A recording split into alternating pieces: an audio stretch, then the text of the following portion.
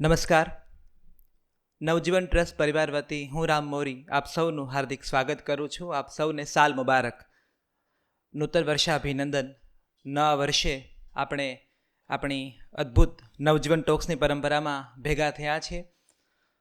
આ એક આખો નવેમ્બર મહિનો નહેરુ વિશેષ, નહેરુ મંથ તરીકે ઉજવાય એવી એક અમારી નેમ છે. બહુ સુંદર રીતે સરદાર અને નહેરુ, આ જે 24 અને 25ના વર્ષ છે એમાં સરદાર અને નહેરુનો એક સંગમ થાય છે. તારીખોની સાલવારીને જોઈએ તો નહેરુના 3 ઉત્તમ પુસ્તકો નવજીવન ટ્રસ્ટ થકી પ્રકાશિત થયા છે. તો થયું કે એક આખો મહિનો નહેરુના આ પુસ્તકો વિશે વાત થાય અને ગુજરાતી ભાષાના જાણીતા પત્રકાર, લેખક, તત્વચિંતક, અભ્યાસુ લોકો આ પુસ્તકો વિશે વિગતે વાત કરે, એ આ ઉપક્રમનો મુખ્ય આશય હતો. તો આજના મુખ્ય વક્તા ગુજરાતી ભાષાના જાણીતા પત્રકાર, લેખક, સંપાદક અને અનુવાદક દીપક સોલિયાને વિનંતી કરીશ કે મંચ ઉપર પોતાનું સ્થાન ગ્રહણ કરે. આપણે દીપક સોલિયાને વધાવી લઈશું.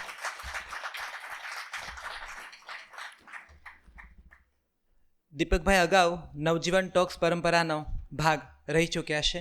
એ જ્યારે પણ કોઈ વિષય પર વાત કરે છે ત્યારે એ મજા પડે છે. પછી મહાભારત હોય કે ભારતીય રાજકારણનું મહાભારત હોય, બહુ અભ્યાસ સાથે એ વિષય ઉપર વાત કરે છે અને એના વક્તવ્યમાં જે સંદર્ભો આવે એ સંદર્ભોની જુદી મજા છે. તો આજે જે પુસ્તક વિશે વાત કરવાના છે, મારા હાથમાં એ પુસ્તક છે મારી જીવનકથા, પંડિત જવાહરલાલ નહેરુની આત્મકથા, મહાદેવભાઈ દેસાઈનો અનુવાદ છે. ઉંમરની દ્રષ્ટિએ નહેરુ બાપુ ગાંધીજી કરતાં 20 વર્ષ નાના, બંને વચ્ચે 2 દાયકાનો અંતર. અને આ વિચારોનો મતભેદ ને મનભેદ છે ને એ સમજવા માટે નહેરુ અને ગાંધીનું જીવન બહુ રસપ્રદ છે. એ જેટલા પણ આ વિષયમાં આપણે ઊંડા ઉતરીએ એમ સમજાય છે કે ક્યાંક આપણે ભાવક પક્ષે ટૂંકા પડીએ, સ્ટેટમેન્ટ આપી દેવા માટે આપણે ટેગ આપવા બંધાયેલા છીએ. ત્યારે આ જીવનકથા, વિદ્વાનો એવું કહે છે કે હવેના સમયમાં પ્રકાશકો પણ એ વાતને બહુ ખેલદિલીપૂર્વક સ્વીકારે છે કે ભાવકોમાં આત્મકથા વાંચવાનું પ્રમાણ વધતું જાય છે. પુસ્તકોની ખરીદીમાં લોકોની પહેલી પ્રાયોરિટી આત્મકથા રહેશે. આત્મકથા જે તે સમયનું દસ્તાવેજીકરણ છે, જે તે લોકોની બારીએથી દેખાતો સમાજ અને વ્યવસ્થા છે.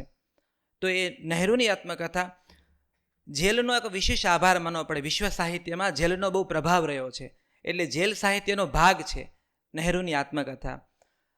નહેરુ અને બાપુ ક્યાં ક્યાં અલગ પડતા, ક્યાં જુદા હતા, ક્યાં બંધાયેલા હતા, ક્યાં એકબીજાને સ્વતંત્રતા આપી શકતા, એ વાતો આત્મકથામાં છે. એ વિશે લેખો પણ લખાયેલા છે. એક છેલ્લી વાત કરી હું આ વાતનો દોર ખુલ્લો મૂકું છું. ખાદીને લઈને એક અલગ પ્રકારનો પૂજ્યભાવ જોવા મળે, ખાદીને લઈને એક પ્રકારના ધરાધોરણ જોવા મળે. તો નહેરુના કપડાં અને ગાંધીના કપડાં બહુ જુદા પડતા. એટલે ઘણા બુદ્ધિજીવી એવું પણ કહેતા કે નહેરુ ખાદીને રિસ્પેક્ટ નથી આપતા. તો ગાંધીજી આ વાતને બહુ આદરપૂર્વક, નજાકતપૂર્વક એક જગ્યાએ સંભાળી છે. ગાંધીજી એવું કહ્યું કે વિરોધ હોવો અને માનવામાં બહુ ફરક છે. નહેરુને ખાદી સામે વાંધો નથી, ખાદીમાં માનતા નથી, આ 2 વાત જુદી છે. અને પછી ગાંધીજી કહે છે કે હું એવા લોકોને પણ ઓળખું જે 16 વર્ષથી 2 દાયકાથી ખાદીને માને છે, પણ હું એવી આશા સેવું કે એનો શ્રદ્ધાભાવ મારી પાસેથી ઉછીનો લીધેલો હોય નહીં તો પછી નામ નથી આપ્યું. ગાંધીજીએ પણ લખ્યું છે કે એક બહુ મોટા તત્વચિંતકે, એક બહુ મોટા વિવેચકે એવું ભાક્યું છે કે મારું મૃત્યુ થશે ત્યારે ચરખાના જે લાકડા છે એ ભેગો મને બાળવામાં આવશે, ત્યારે ખાદીનો વિચાર પણ બળી જશે. તો આ નહેરુની વાતને ગાંધીજી કેવી રીતે સાચવેનું નાનકડું આ ઉદાહરણ છે. તો આદરણીય દીપક સોલિયાને હું વિનંતી કરીશ કે મારી જીવનકથા અંતર્ગત નહેરુના જીવનના કેટલાક પ્રસંગો આપણી સામે રજૂ કરે. દીપક સોલિયા.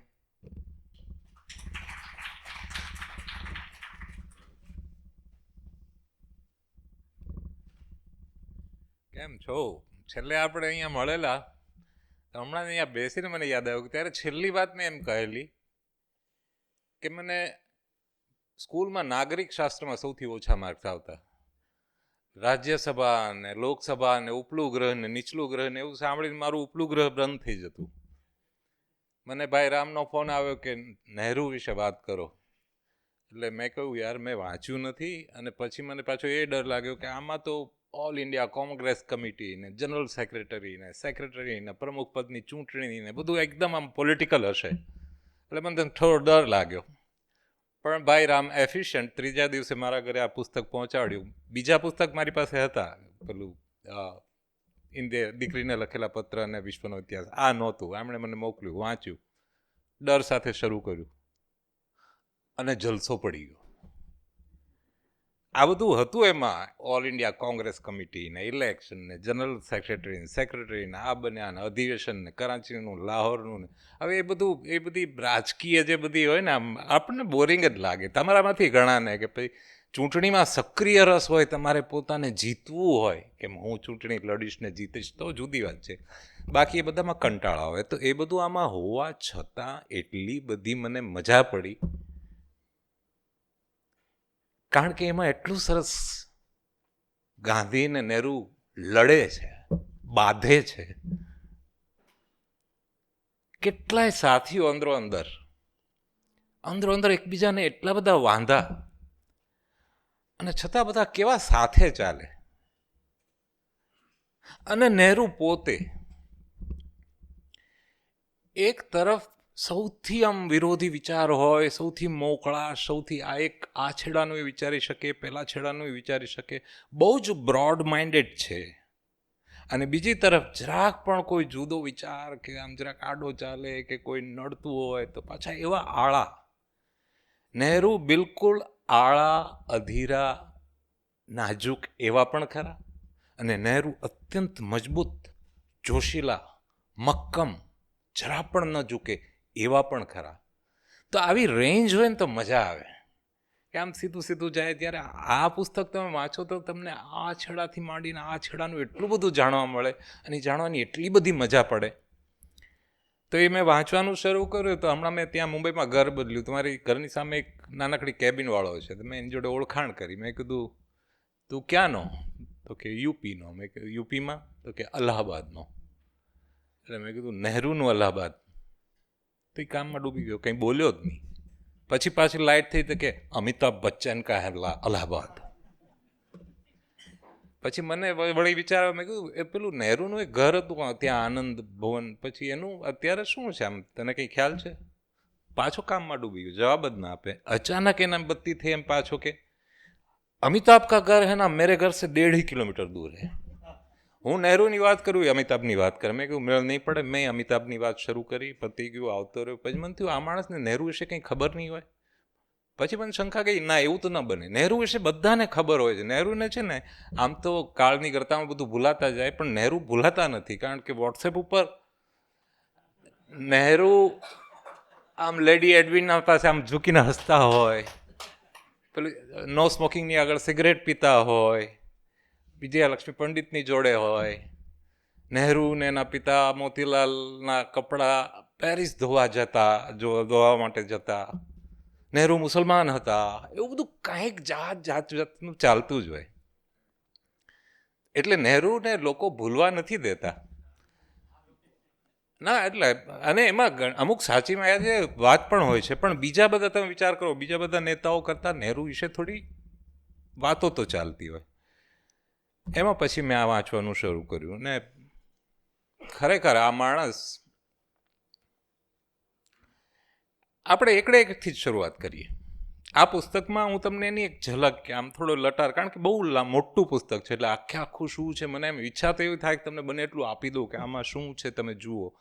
પણ ચલો આપણે સીધી વાત કરીએ એકથી કે આ લોકો નહેરુએ ત્યાંથી જ શરૂ કર્યું. એનું પહેલું પ્રકરણ, પહેલું જ એની ઉપર મથાળું લખ્યું, બહુ સરસ છે. આત્મકથા લખવામાં એક મુશ્કેલી છે. જો સારું લખીએ તો લોકો ટીકા કરે, અને ખરાબ લખીએ તો આપણને મજા ના આવે. આમાં પ્રામાણિકતા જુઓ કે જો હું મારા વિશે આમ ખરાબ લખું, ટીકા કરું, ઘસાતું લખું, મારી ભૂલો કાઢું તો મને જ મજા નહીં આવે. આ નમ્રતા છે. એને ખબર છે કે હું મારા વિશે ઘસાતું લખીશ તો મને મજા નહીં આવે, અને એ સ્વીકારે છે. એને પોતાની ટીકા થાય ગમતું નથી, અને છતાં હિંમતપૂર્વક ઠેકાણે એણે પોતાની એ ટીકા કરી છે, બધાઓની, બીજાઓની એ કરી છે, જાતના લોકો સાથે દોસ્તી દુશ્મનીની બધી વાતો કરી છે એણે. અને ઘણા લોકો સામે એણે, આપણને એમ થાય નહેરુ એટલે આમ બધાની સાથે ઝઘડી પડતા હશે ને એમ, પણ અમુક જગ્યાએ બહુ સંયમ રાખ્યો છે. એક તમે પેલું મૌલાના મહમ્મદ અલી બંધુ જે હતા, તમને ખ્યાલ હશે, ખિલાફત ચળવળ જે ચાલી 1919-20 દરમિયાન, તેમાં ભારતમાં મુખ્ય બે ભાઈઓ હતા, એક મૌલાના મોહમ્મદ અલી અને બીજા એમના ભાઈ. એ મૌલાનાને નહેરુ પરિવાર સાથે બહુ સારો સંબંધ. એ મૌલાના પોતે ઉદારમતવાદી પણ ખરા, કોંગ્રેસને પણ આદર આપે, અને એ 1921નો જે અસહકારનું આંદોલન થયું એમાં મૌલાનાએ ખૂબ જ ઉત્સાહભેર ભાગ લીધેલો અને સમગ્ર ભારતની મુસ્લિમ પ્રજાને પણ એમાં જોડવા માટે ખૂબ મહેનત કરેલી. નહેરુએ એમાં લખ્યું છે કે જ્યારે અસહકારનું 1921નું આંદોલન થયું ત્યારે ભારતમાં મુસ્લિમ લીગ કરતાં ખિલાફત કમિટીનો પ્રભાવ ઘણો વધારે હતો, અને એનું મુખ્ય કારણ આ મૌલાના. એ પોતે બહુ જ ધાર્મિક ખરા, ચુસ્ત રૂઢિચુસ્ત ઇસ્લામમાં માનનારા, અને એમને એ પણ ખબર કે આ નહેરુ ધર્મમાં બહુ રસ નથી લેતા, એટલે નહેરુ પોતે એમની સાથે ધર્મની ચર્ચા કરવાનું ટાળે કે ભાઈ રહેવા દો, આ ધાર્મિક ને હું તો છું એવું. પણ એમનાથી રહેવાય નહીં. એટલે નહેરુ લખે છે કે એક દિવસ તો એમણે કહ્યું કે ના, આજે તો વાત થઈ જ જાય, એમ કરીને એમણે શરૂ કર્યું મૌલાનાએ. એ કે જો તું છે ને આ કુરાન કેટલું મહાન છે ને એ સમજતો નથી. એટલે નહેરુ એ ટોનમાં કે હા ઓકે, તમે જે કહો મને કંઈ વિરોધ નથી. ના ના ના, તું સમજ. કુરાનમાં હું જો વિચારશીલ માણસ છું કે કુરાનમાં 97% વસ્તુ એવી છે જેમાં હું દિલથી માનું છું, પણ 3% વસ્તુ એવી છે કે જેમાં મને શંકા જાય છે. આ ટકાવારી મૌલાના મોહમ્મદ અલી આપે છે. આવી 3%માં પેલું હોઈ શકે કે કાફિરોની હત્યા કરો ને એવું બધું હશે, તેમાં મૌલાનાને શંકા જતી હોઈ શકે. એટલે તોય તે નહેરુએ કહ્યું હા હા ઓકે, વડીલ છો તમે, બરાબર છે એમાં. પણ મૌલાના અટકે જ નહીં. પણ એ કે ના, તું મને પૂછ કે આ 3%માં પછી હું એનું શું કરું છું. નહેરુ કે શું કરો છો? તો કે હું એમ વિચારું છું કે જે માણસે 97% સાચી વાત કહી એ મારા કરતાં તો વધારે બુદ્ધિશાળી હશે, તો બાકીની 3%માં હું કદાચ નહીં સમજ્યો પણ એ તો સાચા જ હશે. મતલબ કે કુરાન 100% સાચું છે, એમાં કોઈ ભૂલ નથી, એમાં એક અક્ષર ન બદલવો જોઈએ એવું હું માનું છું. નહેરુને દલીલો તો સૂજી હશે કે જવાબ આપું, તોય એમણે સંયમ રાખ્યો. પછી નહેરુ લખે છે કે ત્યાર પછી મોહમ્મદ અલી જે બોલ્યા એનાથી મને બહુ આઘાત લાગ્યો. પછી મૌલાનાએ શું કહ્યું કે હવે હું તને ખાનગી વાત કહું. આ ગાંધીજી જે છે ને, એણે કુરાનનો ઊંડો અભ્યાસ કર્યો છે, અને હું તને કહું, ગાંધીજીને ખબર છે કે આ જગતમાં કુરાનથી અદ્ભુત ગ્રંથ છે જ નહીં, આ જગતમાં ઇસ્લામથી સારો ધર્મ છે જ નહીં, પણ એ કબૂલતા નથી. શું કામ? નહેરુ કે શું કામ? અભિમાન. શેનું અભિમાન? હિન્દુ ધર્મનું. એમને હિન્દુ ધર્મનું અભિમાન બહુ છે, એટલે એ મારા કુરાનને અંદરથી જાણે છે કે આ ઇસ્લામ જેવું સાચું કંઈ નહીં, પણ એ અભિમાની હિન્દુ છે ને. એટલે હવે આ ગાંધીની આ મજા આવે. ગઈ વખતે આપણે વાત થયેલી કે ગાંધીને મુસલમાનો એમ ગણે કે આ અભિમાની કટ્ટર રૂઢિચુસ્ત હિન્દુવાદી, ઓલમોસ્ટ મતલબ RSSના સભ્ય હોય ને એવી રીતે ઝીણાને એ વાંધો હતા. ગાંધી છે ને હિન્દુવાદી છે, એ મુસ્લિમોના હિતનું રક્ષણ નહીં કરે. બાજુ હિન્દુવાદીઓ ગાંધી વિશે શું વિચારે છે એ આપણે સૌ જાણીએ છીએ. આવી અનેક વિરોધાભાસી બાબતોમાં આપણને એમ થાય કે આ નહેરુ આટલા બધા ફંગોળાઈ કઈ રીતે શકતા હશે. તેનો જવાબ ત્યાંથી મળે છે કે એમની આખી પેઢી થોડુંક લોહીનો વારસો આવે છે. એમના આખા વંશમાં આ બંને વસ્તુ ભેગી ચાલી છે. ફ્લેક્સિબલ પણ બહુ છે અને મક્કમ પણ ઘણા છે. એમને પહેલા જ પ્રકરણમાં આખો એમના વડવાઓનો ઇતિહાસ લખ્યો કે એમના રાજ કૌલ નામના એમના જે વડવા એક હતા, ઈસવીસન 1716ની સાલમાં, એટલે બળવો થયો એનાથી 125 વર્ષથી વધારે પહેલાં, એ આખા કાશ્મીરમાં સંસ્કૃત અને ફારસીના સૌથી મોટા વિદ્વાન ગણાતા. હવે સંસ્કૃતના ફારસી એક પંડિત હોય એ સમજાય, પણ એ ફારસીના પણ પંડિત હતા, કારણ કે એમણે જોયું કે કાશ્મીરમાં ટકી રહેવું હોય, ત્યાં ઇસ્લામી બધા રાજાઓ હોય, તો ફારસી પણ શીખી લેવી જોઈએ. પછી એ ત્યારે તે મુગલ બાદશાહ ફરુખશિયર નામનો કોઈ હતો, એ એકવાર ત્યાં આવ્યો હશે કાશ્મીરની મુલાકાતે. તો એ આ રાજ કૌલને મળ્યો અને બહુ જ પ્રભાવિત થયો અને એને દિલ્હી લઈ આવ્યો કે તમે બહુ મૂલ્યવાન છો, આવો તમને હું દિલ્હી મારા દરબારમાં લઈ જાઉં. પછી તો એમના વડવાઓમાં એક પરદાદા હતા લક્ષ્મીનારાયણ, એ મુગલ સરકારમાં, મુગલ શાસનમાં ઇંગ્લિશ સરકારના વકીલ તરીકે, પ્રતિનિધિ તરીકે નિમાયા અને એટલામાં 1857નો બળવો થયો. એ બળવા વિશે આપણે જાણીએ છીએ, પણ બળવા પછી અંગ્રેજોએ જે કડકાઈથી એને દાબી દીધેલો, એકલા દિલ્હીમાં જ લગભગ 5,000 લોકોને અંગ્રેજોએ મારી નાખેલા, જેમાં મોટાભાગના મુસ્લિમ હતા.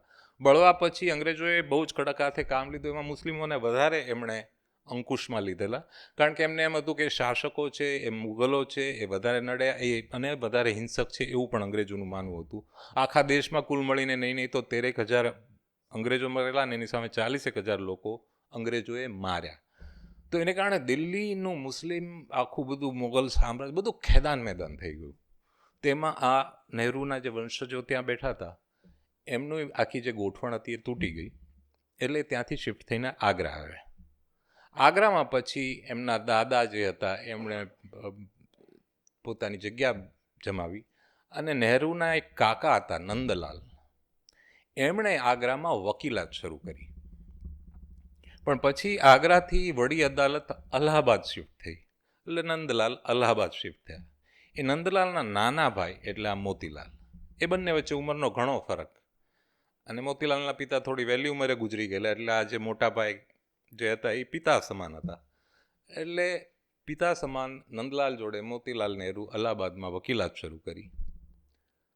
અને પછી નંદલાલ પણ ગુજરી ગયા પ્રમાણમાં નાની ઉંમરે, એટલે મોતીલાલે પછી એકલા હાથે લખે છે નહેરુ કે પછી એમણે વકીલાત જમાવી. શબ્દો આ નથી પણ ટોન આ છે કે પછી દબાવીને કમાણી કરી, ચિક્કાર કમાણી કરી, ટંકશાળ પાડી, જેટલું કમાય એટલું જ ખર્ચે પણ ખરા. શાનદાર પેલું આનંદ ભુવન બનાવ્યું, મોટો મહેલ જેવું. પોતાના બાળપણ વિશે લખતા જ નહેરુ એમ કહે છે કે જ્યારે ઇંગ્લેન્ડ ભણવા ગયા અને બહુ ખર્ચ કરતા તે કે ત્યારે મને નાની ઉંમરે જ સમજાઈ ગયેલું કે હું અને મારા પિતા બંને બહુ મોટા જુગારીઓ છીએ. અને એ કે આ લખતી વખતે, એટલે કે આ ત્યારે લખતી વખતે તો એ પોતે 1934-35માં એમણે લખ્યું એ કે પહેલાં અમે બે બાપ દીકરાઓએ પૈસાનો જુગાર ખેલ્યો, કે લાવો પૈસા, કમાઓ પૈસા, ઊભા કરો પૈસા, અને પછી અમે બંને દેશ ખાતર જિંદગી જુગારમાં મૂકી. અને બંને જુગારમાં એ લોકો લડ્યા છે દિલથી, એકદમ પૂરી તન્મયતાથી, જુસ્સાથી. નહેરુ વિશે એ બાબતે એમાં છે ને, એ મનુષ્ય છે, એની ઘણી નબળાઈઓ છે જે આમાં પણ કબૂલી છે, પણ એમની ઉપર જે માન થાય એમના જુસ્સા બાબતે. એમને પંડિત નહેરુ કહે છે, ધારો કે પંડિત સિવાય બીજું કોઈ વિશેષણ આપવું હોય તો મને જુસ્સા, એવું જોશીલા, શું છે, જોશીલા જવાહર. પંડિત નહેરુ ન કહેવું હોય તો જોશીલા નહેરુ પણ એમને કહી શકાય. અને એમને પોતાની મર્યાદાઓની બહુ જ ખબર હતી, અને એ બધું એમણે અહીંયા લખ્યું છે. હવે આ પુસ્તકમાં એક પુસ્તકની પણ અમુક મર્યાદા છે, જે એની બ્યુટી પણ બને છે. મર્યાદા શું છે કે આ પુસ્તક 1934-35ની સાલમાં લખાયું. પછી એના 5 વર્ષ પછી પ્રકાશકે કહ્યું કે હવે આ 40માં નવી આવૃત્તિ આપણે બહાર પાડી તો તમે પછીના 5 વર્ષનો એક ટૂંકો સાર આપો. તો એણે 1940 સુધીનું ટૂંકમાં લખ્યું છે. એમાં મારી એક ભલામણ છે, હવે ધારો કે આની નવી આવૃત્તિ બહાર પાડો ને તો એ જે છેલ્લા 5 વર્ષનું છે ને એ આગળ મૂક્યું છે એની બદલે પાછળ જ રાખવા જેવું છે. કારણ કે આ પુસ્તક વાંચતી વખતે શરૂઆતમાં એ છેલ્લા 5 વર્ષ વાંચીને પછી પાછું વાંચવાનું, એમાં છેલ્લે એ જે પુસ્તક અટકે છે ને ત્યારે જે આપણને આમ આઘાત લાગે. કારણ કે છેલ્લા પ્રકરણોમાં, હું તમને ક્લાઇમેક્સ કહી દઉં, છેલ્લા પ્રકરણોમાં આમ ડિપ્રેસિંગ લાગે એવું છે. નહેરુ થાકેલા, કંટાળેલા, હારેલા, પણ ત્યાર પછી બીજા 5 વર્ષમાં પાછા ઊભા પણ થયા, એટલે એ પાછળ કરવા જેવું. તો ટૂંકમાં 1940માં એમણે પાછળના 5 વર્ષનો ઇતિહાસ લખ્યો, પણ ત્યાર પછી તો એ 64 સુધી જીવ્યા. તો પછીના 24 વર્ષનું શું? એટલે આ પુસ્તક એ રીતે અધૂરું છે. અને બીજી વાત કે આ પુસ્તક જેલમાં લખાયું છે, અને એ પણ એવા સમયે લગભગ એ અગાઉ કુલ 7 વાર જેલમાં આવ્યા અને કુલ 7 વર્ષ જેટલો એ જેલમાં સમય વિતાવી ચૂકેલા. કુલ એમણે જિંદગીના 9 વર્ષથી વધારે સમય જેલમાં કાઢ્યા.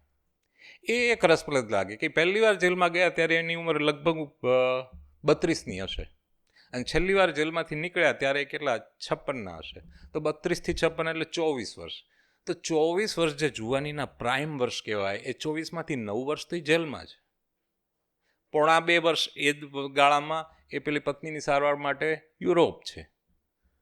તો 9 ને 2 લગભગ 11 જેટલા વર્ષ, એટલે 24માંથી 11 વર્ષ તો એ ભારતમાં સક્રિય રાજકારણમાં છે નહીં, ત્યાંથી દૂર છે. અને એ જેલમાંથી રહીને લખે છે, એને કારણે થોડીક, મેં તમને કહ્યું એમ, છેલ્લે અમે થોડી નિરાશા અથવા કડવાશ અથવા અધીરાઈ, ગુસ્સો, અકળામણ, બેચેની, ચીડ, એવું થોડુંક આમાં છે. મને એમ થાય કે પછી એમને વિચાર નહીં આવ્યો કે આમાં જરા હું સુધારા કરી લઉં. એમણે 1935માં પૂરી કરીને પછી 5 વર્ષ પછી લખ્યું, ત્યારે એટલું લખ્યું કે આ જો મેં જેલમાં ન લખ્યો હોત ને સામાન્ય સંજોગોમાં લખ્યો હોત તો મેં જરા સંયમ દાખ્યો હોત. અને મહાદેવભાઈ દેસાઈએ ઉમેર્યું છે કે સંયમ નહીં, વધારે સમજદારી ને સહાનુભૂતિથી લખ્યું હોત. એટલે એ સ્વીકારે છે કે આમાં સંયમનો અભાવ છે, સહાનુભૂતિનો અભાવ છે, સમજનો પણ થોડો અભાવ હોઈ શકે, પણ એ એની બ્યુટી બને છે. એકવાર મારી વાત કરું, 1997માં મેં એક નવલકથા લખેલી, અભિયાનમાં, ધારાવાહિક. આજ સુધી એનું પુસ્તક નથી બન્યું. મિત્ર બેઠા છે, મને ધક્કા મારે, પુસ્તક બનાવો. મેં કીધું ના, મને ત્યારે છે ને સંતોષ નહોતો થયો, મારે એમાં થોડોક સુધારા કરવા છે. તો એણે સરસ દલીલ કરેલી. કે ના, એ ત્યારે જેવું લખાયું ને એવું જ રાખવું જોઈએ. ધારો કે તમારો એક 16-17 વર્ષની ઉંમરનો ફોટો પાડો અને એ વખતે તમારા ઉપર ખીલ હોય, તો ભલે આવે ખીલ, એ સાચો છે, એ તમારો ત્યારની અસલિયતને ઝીલે છે. એ દલીલ એમની સાચી, અને મેં હજી સુધી નથી લખ્યું એ સાચું, પણ આ પુસ્તકમાં નહેરુ ખીલવાળા દેખાય છે. અને એ આની મજા છે. આમાં નહેરુના ખીલ છે ને, એટલે નહેરુ જેવા છે એવા દેખાય છે, અને એ બહુ જ સુંદર લાગે છે. અમીર તો ખૂબ હતા. એટલે પિતા એમને નાની જ ઉંમરે, 13ની ઉંમરે, તો એ પહેલાં શરૂઆતના વર્ષોમાં એ ઘરે જ રહ્યા, એ સ્કૂલમાં જઈને નથી ભણ્યા. એક થિયોસોફિસ્ટ એ એમને ઘરે આવીને ભણાવતા, અને એમને બધું અંગ્રેજી વાંચન વધારે રહેવું. સંસ્કૃતના એક પંડિત પણ આવતા, પણ સંસ્કૃતમાં કોઈ કારણસર કાં તો ટીચર ખરાબ હશે અથવા તો એમને જે હોય એમાં ઓછો રસ પડ્યો. તો પછી થિયોસોફિસ્ટ ટીચર પાસેથી બધું ઘણું એમને બહુ રસ પડ્યો. ટીચરે એમને થિયોસોફિસ્ટ બનાવવાની એ કોશિશ કરી, અને પિતા મોતીલાલ નહેરુ છે એ મહાન પેલા થિયોસોફિસ્ટ એની બેસન્ટના મિત્ર હતા, એટલે એની બેસન્ટ પણ ઘરે આવતા, અને 13ની ઉંમરે એમને થિયોસોફીમાં પ્રવેશ પણ અપાયો હતો. પણ ત્યાર પછી પેલા ટીચર જતા રહ્યા, અને નહેરુ પોતે અલ્હાબાદ છોડીને ભણવા માટે ઇંગ્લેન્ડ ગયા. તો ત્યારથી એમનું પછી થિયોસોફી સાથેનું જોડાણ તો તૂટી ગયું. ઇંગ્લેન્ડના એમના વર્ષોનું વર્ણન એ બહુ લંબાણપૂર્વક નથી કરતા, પણ એ છે રસપ્રદ. હેરોમાં એ સ્કૂલિંગના 3 વર્ષ ગાળે છે, પછી કેમ્બ્રિજની ટ્રિનિટી કોલેજમાં 3 વર્ષ ગાળે છે, પછી એક પેલું ઇનર ટેમ્પલમાં લીગલનું ભણે છે, અને બધું કુલ મળીને લગભગ 20-21ની ઉંમરે પાછા આવે છે. આ વર્ષોમાં એ બહુ જ માણે છે ઇંગ્લેન્ડને. હવે વિચાર કરો, એક છોકરો છે એ 13થી 20 વર્ષનો થાય ને ત્યારે ક્યાં રહે છે ને શું જુએ છે ને એ તો એનો પ્રભાવ તો પડે જ. તો નહેરુ પર પ્રભાવ ઘણો છે. અને એ જ્યારે ભારતમાં પણ હતા ત્યારે તેમના શરૂઆતના જે શિક્ષક છે એ પેલા થિયોસોફિસ્ટ છે, જે અંગ્રેજ વધારે છે. સાવ છેલ્લા પ્રકરણના છેલ્લા પાનાઓમાં એ લખે છે નહેરુ કે ક્યારેક મને એમ લાગે છે કે હું ક્યાંયનો નથી, પૂર્વનો પણ નથી અને પશ્ચિમનો પણ નથી. પૂર્વના આ જે લોકોને જે રીતની, જે અમારે ત્યાં કુંભ મેળામાં બધા આવે, એમને હું આમ જોઉં, મને એમ ખ્યાલ આવે કે એ લોકો કેટલી આમાંથી શક્તિ મેળવે છે. મને ગમે પણ ખરું. મને આ બધામાં ભાગ લેવાનું નાનપણમાં તો એક મજા આવતી. રામલીલા, એમને તો અલ્હાબાદમાં રામલીલા યોજાતી, તો એનું એટલું એમને નહીં કે નાનપણમાં મજા આવતી. અને પછી કોઈ કારણસર વચ્ચે રમખાણ થયા અને પછી સરકારે રામલીલા બંધ કરાવી, તો એના વિરુદ્ધમાં એમણે બહુ લખ્યું કે આ થોડું ચાલે, રામલીલા બંધ તમે કઈ રીતે કરી શકો. એટલે એમ હિન્દુ ભારતીય સંસ્કૃતિને બહુ આદર આપે. એમને જરા પણ એવું પેલો સંસ્કૃતિગ્રત એવું કે પૂર્વની સંસ્કૃતિ ખરાબ એવું નહીં, એમાં તો એમને પોતિકા પણ લાગતું.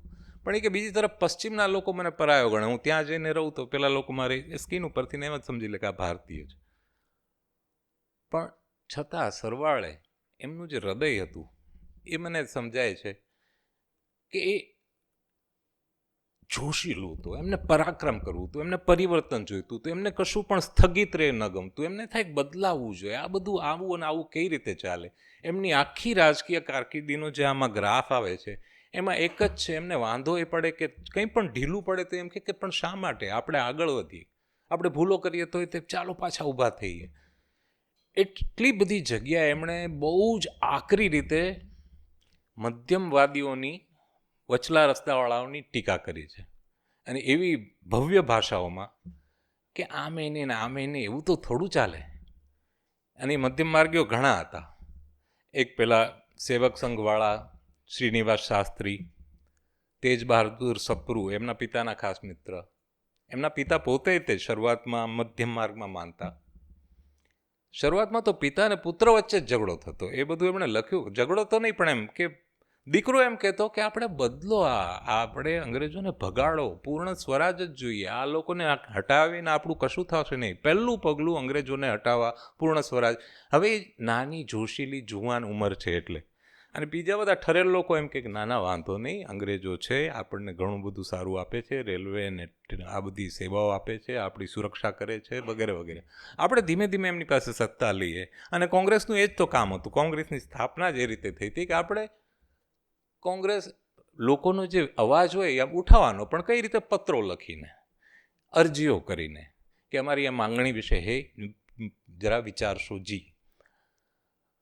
પણ નહેરુને એવું કેવું હતું કે આમાં ક્યાંય એક્શન નથી, આ બધું ઢીલું ઢીલું ચાલે.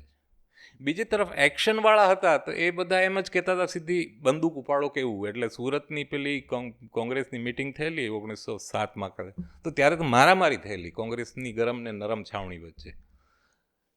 નહેરુની એન્ટ્રી થાય 1919-20માં, અને એ એમ કહે છે કે હા, મારામારીની જરૂર નથી, પણ કંઈક એક્શન તો હોવું જોઈએ. અને એટલે નહેરુને પહેલી વાર સમજાય છે કે આ જે ઢીલા લોકો બધા છે એમાં એક આ ગાંધી નામનો માણસ છે જે વીર એક્શનવાળો છે, જેને બેસી રહેવું નથી ગમતું, જે એમ નથી કહેતો કે ના બધું ચલાવી લો, આપણે અરજીઓ કરીએ, જે કંઈક હલાવી નાખે છે.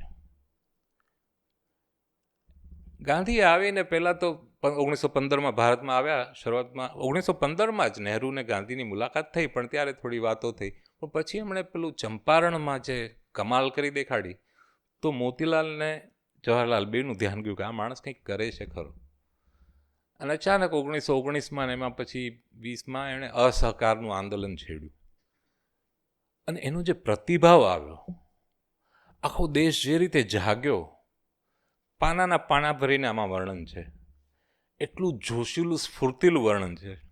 આપણને એમ થાય કે આ હા, શું એવો દેશ આપણે પછી ક્યારે જોયો જ નથી.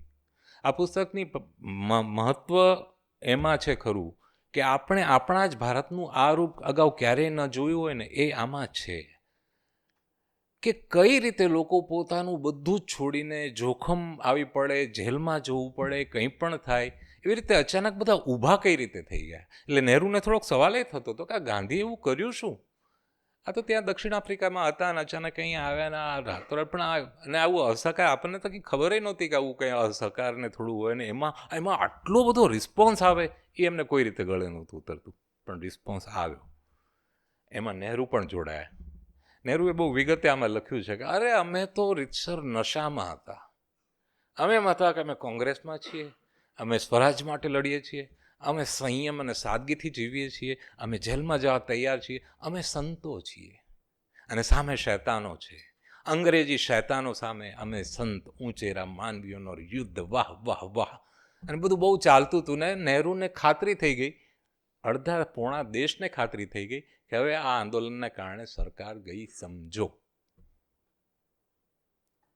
અચાનક ગાંધીએ એક દિવસ 1922માં ચોરી ચોરાની ઘટના પછી કે અમુક પોલીસોને આંદોલનકારીઓએ મારી નાખ્યા, એટલે ગાંધીએ આખું આંદોલન અટકાવી દીધું અને ઉત્સાહી, તેજીલા, જોશીલા જવાહરનું ફટક્યું. એમને ગાંધી ઉપર બાકાયદા ગુસ્સો જ ચડ્યો. એમણે એક જગ્યાએ લખ્યું છે કે પછી ગાંધીએ અમને જ્યારે સમજાવ્યા કે અમે શા માટે આ આંદોલન રોક્યું, તો એમના જે કારણો આપ્યા એના માટે એમણે શબ્દો વાપર્યો છીછરા. મને ગાંધીના તમામ કારણો છીછરા લાગ્યા. અને પછી એ ગુસ્સો વ્યક્ત કર્યા પછી, ગાંધીના કારણો છીછરા હતા એ કર્યા પછી ધીમે ધીમે એ કહે છે કે ના, પછી મને સમજાયું આગળ જતા શાંતિથી વિચારતા અને ગાંધીની સમજાવટથી કે કેટલું જરૂરી અને સાચું પગલું હતું. બાકી એક ખાલી કલ્પનાની રીતે વિચાર કરો, માની લો આપણને એ ત્યારે 1922માં આઝાદી મળી ગઈ હોત, તો તમને શું લાગે, એ સારું હોત કે ખરાબ? ખાલી એમ જે કોઈ કંઈ પણ અવાજ 22માં મળી ગઈ હોત તો સારું કહેવાય કે ખરાબ? હા, ના, એમાં ભાગલા ન પડ્યા હોત ત્યારે જો 22માં, કારણ કે ત્યારે હિન્દુ મુસ્લિમ એકતા એટલી બધી હતી. આ ખિલાફતવાળા બધા કોંગ્રેસમાં, નહેરુ એક વાક્યમાં 4-5 વિશેષણ વાપર્યા કે અસહકારનું અમારું 1921નું જે આંદોલન હતું એ એક શંભુ મેળો હતો. એમાં ભાવુક લોકો પણ હતા, ધર્માંધ લોકો પણ હતા, ઉદારમતવાદી પણ હતા, મધ્યમ માર્ગી પણ હતા, મવાળ જહાલ બધા ભેગા હતા. કોઈ આમ જાણે બહાર જ નહોતું, બાકાત જ નહોતું. એટલે એટલો સંપ હતો એટલે ભાગલા તો ન પડ્યા હોત, એટલે ભારત કદાચ બચી ગયું હોત. પછી આગળ જતાં કંઈક થયું હોત તો થયું હોત. પણ છતાં ગાંધી એમ કે ના, ગાંધી એમને સમજાવ્યા એ કે મૂળ સમસ્યા આ એ એક ઘટના નથી, ચોરી ચોરા એક ઘટના બરાબર છે, એ હતી ને મને એની ચિંતા હતી. પણ બધી જ રીતે મને એવું લાગ્યું, ગાંધીએ નહેરુને સમજાવ્યું કે આપણે એક કોંગ્રેસ સંગઠન તરીકે પણ, સ્વયંસેવકો તરીકે પણ, પ્રજા તરીકે પણ હજી તૈયાર નથી પૂરતા. શાસન ચલાવવા માટે પણ હજી પૂરતા તૈયાર છીએ. એ કે આખું આંદોલન થોડુંક ઉમળકાથી ચાલેલું, પણ એમાં ધ્યેય અને સાધન બંને બાબતે કે પૂરી સ્પષ્ટતા નહોતી. આ એક ગુરુ એ શિષ્યને શીખડાવે છે ને જવાહરલાલ નહેરુ નહીં સમજાય કે વાત તો સાચી. આપણું ધ્યેય શું હતું? બધા ભેગા કઈ રીતે થઈ ગયા અચાનક? ચાલો ચાલો ચાલો ચાલો. તો શું હતું? તો કે બસ આઝાદી મળશે, આઝાદી મળશે. હવે આઝાદી મળશે કે નહીં, કેવી મળશે? આઝાદી મળશે તો પછી શું થશે? કશી એ સ્પષ્ટતા હતી જ નહીં. હૈશો હતું. અને સાધન શું હતું? લડવાનું કઈ રીતે? તો કંઈ નહીં, બસ જેને જેમ કોઈ પિકેટિંગ કરે ને, કોઈ આમ કરે ને, કોઈ અસહકાર ને, જેને જે ફાવે. એમાં કોઈ આયોજન, શિસ્ત, ગોઠવણ કશું એવું નહોતું. સફળ ખૂબ હતું, પણ ગાંધી કે મને એમાં ચિંતા એ થઈ કે આ યા તો જ્યારે તૂટી પડે કે સફળ થાય તો બંનેમાં જોખમ મોટા છે. અને એટલે કે મેં પછી એ ઠારી નાખ્યું. અને નહેરુ સ્વીકારે છે કે પછી હું સમજ્યો ક્યારે?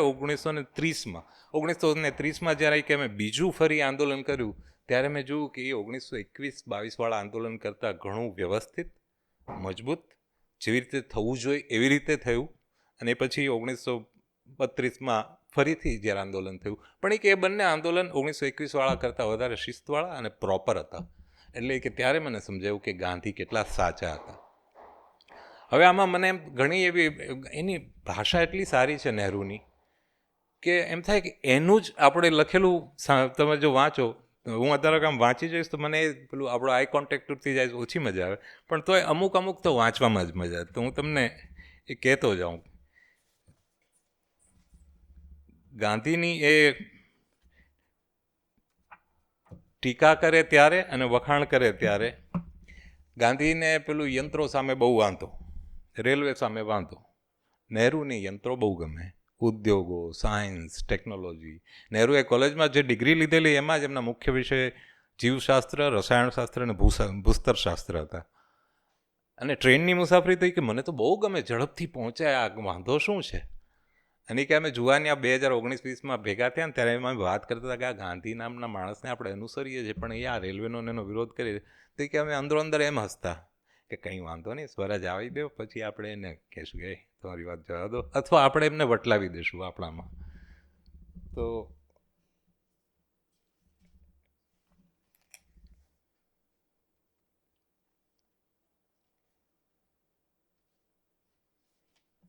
એ નહેરુ વિશે આપણને છે ને એમ થાય કે કોમવાદ વિશે એમણે ઘણું લખ્યું હશે, પણ થોડી નવાઈ લાગે એવું છે કે આમાં આ પુસ્તકમાં કોમવાદ વિશે વાત છે, ઘણી જગ્યાએ ઉલ્લેખો છે, પણ સૌથી વધારે એમણે ઉકળાટ ઠાલવ્યો છે મધ્યમ માર્ગીઓ પ્રત્યે, કે જે લોકો અંગ્રેજોની સામે આમ કાં તો લડવાનો થોડો દેખાડો કરે પણ બહુ ઉત્સાહ ન દાખવે, અથવા પાછલે બારણેથી જોડાઈ જાય. અડધા કોંગ્રેસી હોય પણ પછી પાછા એમ કે ના ના પણ તો આપણે આજે ને આજે આઝાદીને એવું બધું તો નથી કરવું, ધીમા ધીમા જઈએ. એમની સામે એમને એટલો બધો રોષ છે, દેશી રજવાડાઓ સામે, બીજા અમુક નજીકના લોકો કામ કરનારા એ બધા સામે. એટલે વધારે તો એમણે એ ફરિયાદો લખી છે કે આપણે કેટલા ઢીલા છીએ, આપણે કેટલા આઝાદી માટે નાલાયક છીએ, અથવા આપણે કેટલા પાછળ પડીએ છીએ, આપણી ઉપર આવા અંગ્રેજો રાજ કરી જ કઈ રીતે જાય. કોમવાદની વાત ક્યાંક ક્યાંક આવે ત્યાં લખે છે, પણ છતાં એમાં એમને આપણને નવાઈ લાગે કે એવું એ પેલું આમ હિન્દુ વિરોધી એમની છાપ છે, પણ એવું નથી. એ મુસ્લિમ ને હિન્દુ એમને મૂળ ધર્મ સામે થોડો વાંધો પડતો, કે કોઈ પણ સંગઠિત ધર્મ છે એમાં એમને છેલ્લે સુધી એવું હતું કે એ ફાયદા કરતાં નુકસાન વધારે કરાવે. એમણે આમાં લખ્યું છે કે સંગઠિત ધર્મ વિશે હું આમ બહુ વિચારવા બેસું તો મને એમ થાય કે કદાચ લોકોને આમ દરિયામાં તો બધું બહુ તોફાન હોય તો આમ કંઈક એક બંદરે નાંગરીને જરા આમ શાંતિથી બેસવું ગમે, તો કદાચ એ લંગર જેવું, બંદર જેવું એવું ધર્મમાં લાગતું હશે, અને એમ થાય કે હાશ અહીંયા જરા શાંતિ.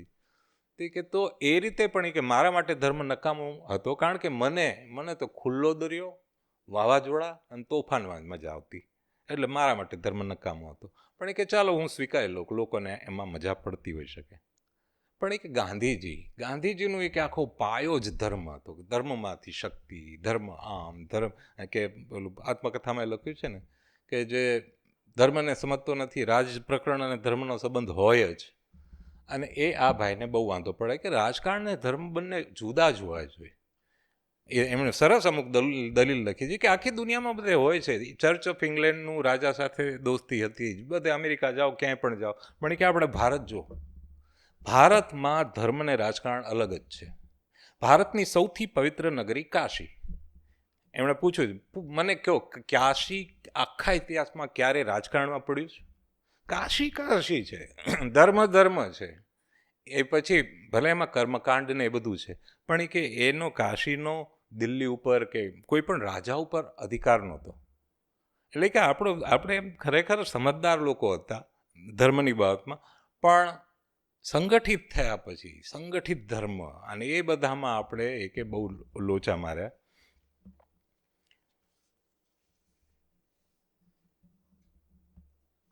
એક એમના કોટ વાંચો એટલે તમને વધારે, હવે તમને એમના શબ્દોમાં વધારે મજા આવશે.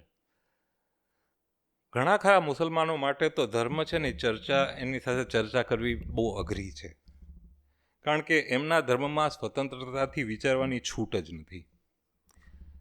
સિદ્ધાંતની દ્રષ્ટિએ મુસ્લિમોનો માર્ગ સીધો અને સાંકડો છે.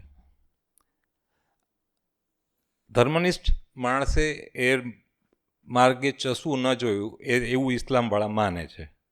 આની સામે હિન્દુઓ જુદા છે, જોકે હંમેશા નહીં, પણ આચારમાં ભલે તેઓ સનાતની હોય, અતિશય જૂના પુરાણા, પ્રગતિ વિરોધી અને દુષ્ટ રિવાજો તેઓ પાળતા હોય અને પાળે છે, પણ છતાં હિન્દુઓ સામાન્ય રીતે ધર્મને વિશે અતિશય મૂલ્યોચ્છેદક, એટલે એકદમ ધર્મૂળમાંથી કાપી નાખે ધર્મના વિચારે, એવા વિચારોની ચર્ચા માટે પણ તૈયાર તો થશે. આજના આર્ય સમાજીઓમાં બુદ્ધિની આટલી વિશાળ ઉદારતા સામાન્ય રીતે નથી જોવામાં આવતી એમ હું ધારું છું. મુસલમાનોની જેમ તેઓ પણ પોતાની સીધી અને સાંકડી લકીરને વળગી રહે છે, પણ છતાં વિચારવંત હિન્દુઓમાં એક પ્રકારની દાર્શનિક પ્રથા આવી પડેલી છે. ધાર્મિક પ્રશ્ન વિશે હિન્દુઓ ઠંડા પેટે વિચાર કરી શકે છે અને ચર્ચા પણ કરી શકે છે. હું ધારું છું કે થોડે ઘણે અંશેનું કારણ એ હોય કે હિન્દુ ધર્મમાં અનેક ભિન્ન અને પરસ્પર વિરોધી વિચારોનો સમાવેશ થાય છે. અરે કેટલીક વાર તો એવી ટીકા થાય છે કે ધર્મના સામાન્ય અર્થમાં હિન્દુ ધર્મ એ ધર્મ જ નથી, અને એમ છતાં આ ધર્મના મૂળ કેટલા ઊંડા આશ્ચર્યકારક રીતે આપણી અંદરને બાજેલા છે કે આજે આપણે અનેક હુમલાઓ છતાં હિન્દુ ધર્મ ટકી રહ્યો. હવે આ એમની હિન્દુ ધર્મ વિશેની એવી સમજ છે જે આપણને એમ લાગે કે આ તો કોઈ એમના વિરોધી બોલતા હોય, પણ એ પોતે જ આ લખે છે. કોમવાદ વિશે એમણે છે ને થાપ પણ ખાધી છે, એવું મને આ વાંચતા સમજાયું. કોમવાદને એ રીતે જોતા કે જો આ હિન્દુ મુસ્લિમ મુદ્દો છે, પણ એ કે એના બે પાસા છે. એક આર્થિક પાસું છે. આર્થિક પાસું શું? તો કે આ બંગાળ એટલે અત્યારનું બાંગ્લાદેશ, જ્યાં મુસ્લિમોની વસ્તી વધારે છે, અને કે આ બાજુ સિંધ અને પંજાબ જે પાકિસ્તાન છે, એ કે ત્યાં સ્થિતિ એવી હતી વસ્તીની કે જે ઉપરનો વર્ગ હતો નાનકડો, અમીર, હિન્દુ, લઘુમતી, એ બહુ જોરમાં હતો, પણ નીચેનો આખો જે વર્ગ હતો, મજૂરો, ખેડૂતો ખાસ તો, એ બધા મુસ્લિમો હતા. એટલે ત્યાં એક વર્ગ વિગ્રહ વધારે હતો. એ લોકોને એકબીજાની સામે વાંધો હતી કે મુસ્લિમોને એમ એમ થતું હતું કે આ ઉપર બેઠેલા હિન્દુ અમારું શોષણ કરે છે, અને ઉપર બેઠેલા હિન્દુઓને એવો ડર લાગતો હતો કે આ લોકો કોઈ દિવસ ભડકશે ને તો અમને મારી નાખશે. નહેરુએ આમાં રાજકારણની બે વ્યાખ્યા અંગ્રેજોને ટાંકીને લખી છે. એમાંની એક વ્યાખ્યા બહુ ઇન્ટરેસ્ટિંગ છે. એ અંગ્રેજ કોઈ લેખક છે, એની વ્યાખ્યા શું રાજકારણની? કે રાજકારણ એટલે ગરીબોને અમીરથી અને અમીરોને ગરીબથી સુરક્ષા પૂરી પાડવાનું વચન પૂરું પાડવાનું. પહેલું એમને બેને કહેવાનું, તમે ચિંતા ન કરો. ગરીબોને એમ કહેવાનું કે આ તમારું શોષણ અમે નહીં કરવા દઈએ. અરે એ તો ઠીક છે, જે હોય ઉપર ભલે બેઠા ઈંટીલા બાંધીને જે કંઈ, અમે તમારું શોષણ નહીં થવા દઈએ. અને બીજી બાજુ અમીરોને કહેવાનું કે આ ગરીબો ભલે ગમે એટલા કચડાયેલા હોય, ગમે એટલા દુઃખી હોય, ગમે એટલા આક્રોશમાં હોય, પણ તમારો વાળ વાંકો નહીં થવા દઈએ. અને આવું કરીને પછી બદલામાં ગરીબો પાસેથી મત લઈ લેવાના અને અમીરો પાસેથી પૈસા લઈ લેવા. આનું નામ રાજકારણ. આ રાજકારણ બંગાળ અને પંજાબ સિંધમાં ચાલતું હતું.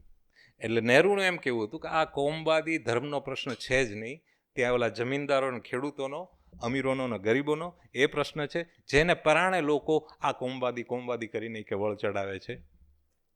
બીજો એમણે મુદ્દો કયો એ કે આપણે જેને કોમવાદી પ્રશ્ન કહીએ છીએ, પણ એ અસલમાં સાવ સાદા શબ્દોમાં એમણે કહ્યું નોકરી માટેની છીના ઝપટી. એમાં એવું થયેલું કે આપણે હિન્દુઓ પહેલેથી, આપણા ગુજરાતના નાગરો, મનહસુખરાય ને બધા અંગ્રેજી ભણવામાં હિન્દુઓ આગળ હતા. એને કારણે સરકારી હોદ્દાઓ, ICS બનવું, અમલદાર બનવું, અંગ્રેજોની સાથે રહેવું, શાસનમાં ભાગ લેવો, ધારાસભામાં ઘૂસવું, આ બધામાં હિન્દુઓ આગળ હતા અને મુસ્લિમો પાછળ રહી ગયેલા. તો અંગ્રેજોએ સામે ચાલીને પછી મુસ્લિમોને કહ્યું તમે કરો શું છો? જો આ બધા હિન્દુઓ કેટલા ભણીને આગળ વધી ગયા. તેમાં એક સર સૈયદ હતા જે પોતે યુરોપમાં ભણી ચૂકેલા અને કહેતા હતા કે હા યાર, અંગ્રેજી કેળવણી તો બહુ જરૂરી છે. તો એ સર સૈયદને બહુ જ જુસ્સો ચડ્યો. એમણે અલીગઢ મુસ્લિમ યુનિવર્સિટી સ્થાપી અને પછી ખરેખર તમે જુઓ મોટાભાગના મુસ્લિમ નેતાઓ એ યુનિવર્સિટીમાંથી નીકળ્યા ભણીને. મૌલાના અબુલ કલામ આઝાદ હોય, આ અલી બંધુ હોય, કોઈ પણ, એ બધા, ડૉક્ટર અંસારી, કેટલા બધા લોકો એ અલીગઢ મુસ્લિમ યુનિવર્સિટીમાંથી નીકળ્યા. તો મુસ્લિમોમાં અંગ્રેજી ભણતર શરૂ થયું. એ લોકોએ અંગ્રેજોની પડખે થયા. એમને તે મલાઈ છમ્મબડું મળવા માંડ્યું. આ બાજુ હિન્દુએ તે ભણીને ને, એટલે ટૂંકમાં અંગ્રેજોની મલાઈદાર નોકરી, અંગ્રેજોની પગચંપી, અંગ્રેજો પાસેથી લાભ, આ બધામાં એ બંને વચ્ચે કોમ્પિટિશન થઈ. એટલે નહેરુનું મૂલ્યાંકન એવું હતું કે એ જે બંને પક્ષે સત્તા, નોકરી, લાભના વાંછુ હતા, એ જ ટોચે હતા. અને નીચેના લોકોને ભડકાવે ધર્મના નામે કે ઇસ્લામ ખતરે મેં, હિન્દુ ખતરે મેં. એમને નીચેના લોકો સાથે કંઈ લેવા દેવા જ નહોતી. એમને એવું હતું કે આપણે એ બાને ઊંચા આવીએ ને બને એટલા અંગ્રેજોને પ્યારા થઈને વધારે નોકરીઓ આપણી પાસે છીનવી લઈએ. એટલે એમણે બે મૂલ્યાંકન કર્યા નહેરુએ કે એક તો આ ભણેલા હિન્દુઓ અને ભણેલા મુસ્લિમો વચ્ચે લાભ લેવાની રમત છે, એનું નામ કોમવાદ છે. અને બીજું આ બંગાળ અને પંજાબમાં અમીર ગરીબ વચ્ચે શોષણને એનો આખો ખેલ છે. અને એમણે એમ લખ્યું છે એ કે પણ મારું એવું માનવું છે, આ 1934માં એમણે લખેલું કે વાસ્તવિકતા સાથે આ બંને પ્રશ્નો જ્યારે ટકરાશે ત્યારે ઓગળીને વિલીન થઈ જશે. જે થયું નહીં. પ્રશ્નો તો વિલીન ન થયા, દેશ વિલીન થયો, ભાગલા થયા. તો નહેરુ આપણે એમ થાય એટલા મૂર્ખ, પણ એવું જજમેન્ટની ભૂલ હોઈ શકે. પણ માન શું થાય, આ લખ્યા પછી લગભગ બીજા કે ત્રીજા ફકરામાં જે લખે છે એ કે પણ આ લખ્યા પછી મને એવો વિચાર આવે છે કે આ મારું કદાચ વિશફુલ થિંકિંગ હોઈ શકે. કેટલો શાર્પ માણસ છે એકવાર ચુકાદો આપી દીધો કે અરે આ હિન્દુ મુસ્લિમ કંઈ ન થાય, એમાં કંઈ ચિંતા કરવા જેવું નથી, પણ પછી પાછું કે કદાચ થાય ખરું, કદાચ ભડકે પણ ખરું. એટલે એ બંને આ એની સભાનતા, આ બહુ માન થાય કે ઘણી જગ્યાએ લખે ને આમ તણાઈ જાય. ગાંધીજી વિશે તો એક આખું પ્રકરણ છે, તમને આખામાં સમય ન મળે ને તો આમાંથી એક પ્રકરણ વાંચજો. એનું નામ છે અજબ સમસ્યા. એ અજબ સમસ્યા શું? ગાંધી. એમાં આગળ ટાઇટલ એવું હોવું જોઈતું હતું, ગાંધી કોલન એક અજબ સમસ્યા. ગાંધી કે કેવા માણસ છે, એમની સાથે કેટલા એમને વાંધા પડે. તો એમાં એમણે ગાંધીને એકવાર એ બંને દિલ્હીમાં સવારે ચાલવા નીકળેલા, તો એમણે મોઢા ગાંધીને કહ્યું કે ગાંધીજી મને તમારો ડર લાગે છે. ગાંધી કે મારો ડર છે નો? તો કે એ જ કે તમે ક્યારે શું કરો નક્કી નહીં. આપણું ઓલું 1921-22 બધું જામ્યું હતું, તમે એક દિવસ કીધું બંધ. ઇવન તમે શરૂ કર્યું ત્યારે એમને કંઈ ખબર નહોતી પડી કે આ અચાનક અસહકાર ક્યાંથી આવી ગયો. તમે ગમે ત્યારે 1932-33 પેલું બરાબર પેલું આપણે દબાણ કરેલું ને સવિનય કાનૂન ભંગ ચલાવેલો, અને અચાનક તમે પછી ત્યાં ગોળમેજીમાં ગયા અને તમે તો હરિજન મુદ્દે ચડી ગયા અને પછી સવિનય કાનૂન ભંગ બંધ કરી દીધો. એટલે કે અમને આમ સમજાય નહીં કે આ હરિજન મુદ્દો ગાંધીએ ઉપાડ્યો ને ત્યારે નહેરુને વાંધો પડેલો. એમણે કહ્યું ખરું કે આ એક આપણું મહત્વનું હતું, એ સવિનય કાનૂન ભંગ, અસહકાર, અંગ્રેજોને હરાવો, પૂર્ણ સ્વરાજ. એમાં એ કે બિલકુલ દલિતો અને પીડિતો માટે લડવું જોઈએ, એની હું ના નથી પાડતો, પણ એ મુદ્દો ઉઠાવવાને કારણે આપણી જે પૂર્ણ સ્વરાજની મુખ્ય લડત હતી એ નબળી પડી ગઈ. એટલે કે ગાંધી તમે આવી રીતે ગમે ત્યારે ગમે તે કરો ને તો એ કે મને બહુ એટલે એનો ડર લાગે. આવી રીતે અનેક બાબતે, બીજી ઘણી બાબતો જેમાં ગાંધીજી સાથે એણે બહુ સ્પષ્ટ શબ્દોમાં ચર્ચા કરી. એ મજા છે. ગાંધીના બે મુખ્ય જે હાથ છે, વલ્લભભાઈ પટેલ અને નહેરુ, તો એ બંને નિકટ બહુ છે, પણ નહેરુ ગાંધીજી જોડે બહુ મજાક મશ્કરી નથી કરી, અને વલ્લભભાઈ મજાક મશ્કરી ઘણી કરતા. હમણાં પેલું લખ્યું એક બહુ જાણીતો કિસ્સો છે ને કે ગાંધી 1932માં ઉપવાસ કર્યા ને પછી આમ મરવા જેવા થઈ ગયેલા ને ત્યારે સરદાર પટેલે એમને ભીના કરવા માટે ટોવેલ સ્પોન્જિંગ માટે બહુ વાપર્યા, અને પછી બહુ બધા ટોવેલો વાપર્યા, પછી ગાંધીજી બચી ગયા. અને પછી સાજા થઈને પછી એમણે જોયું કે આ ટોવેલ એટલા બધા મંગાવવામાં આવ્યા, એટલે એમણે વલ્લભભાઈને પૂછ્યું કે આટલા ટોવેલ, આનો હિસાબ તો મને આપ. તો સરદાર વલ્લભભાઈ કહ્યું હિસાબી કે નથી રાખ્યો, અમને થોડી ખબર હતી, અમને એવી અપેક્ષા નહોતી કે તમે પાછા બેઠા થઈને પાછા હિસાબે માંગશો.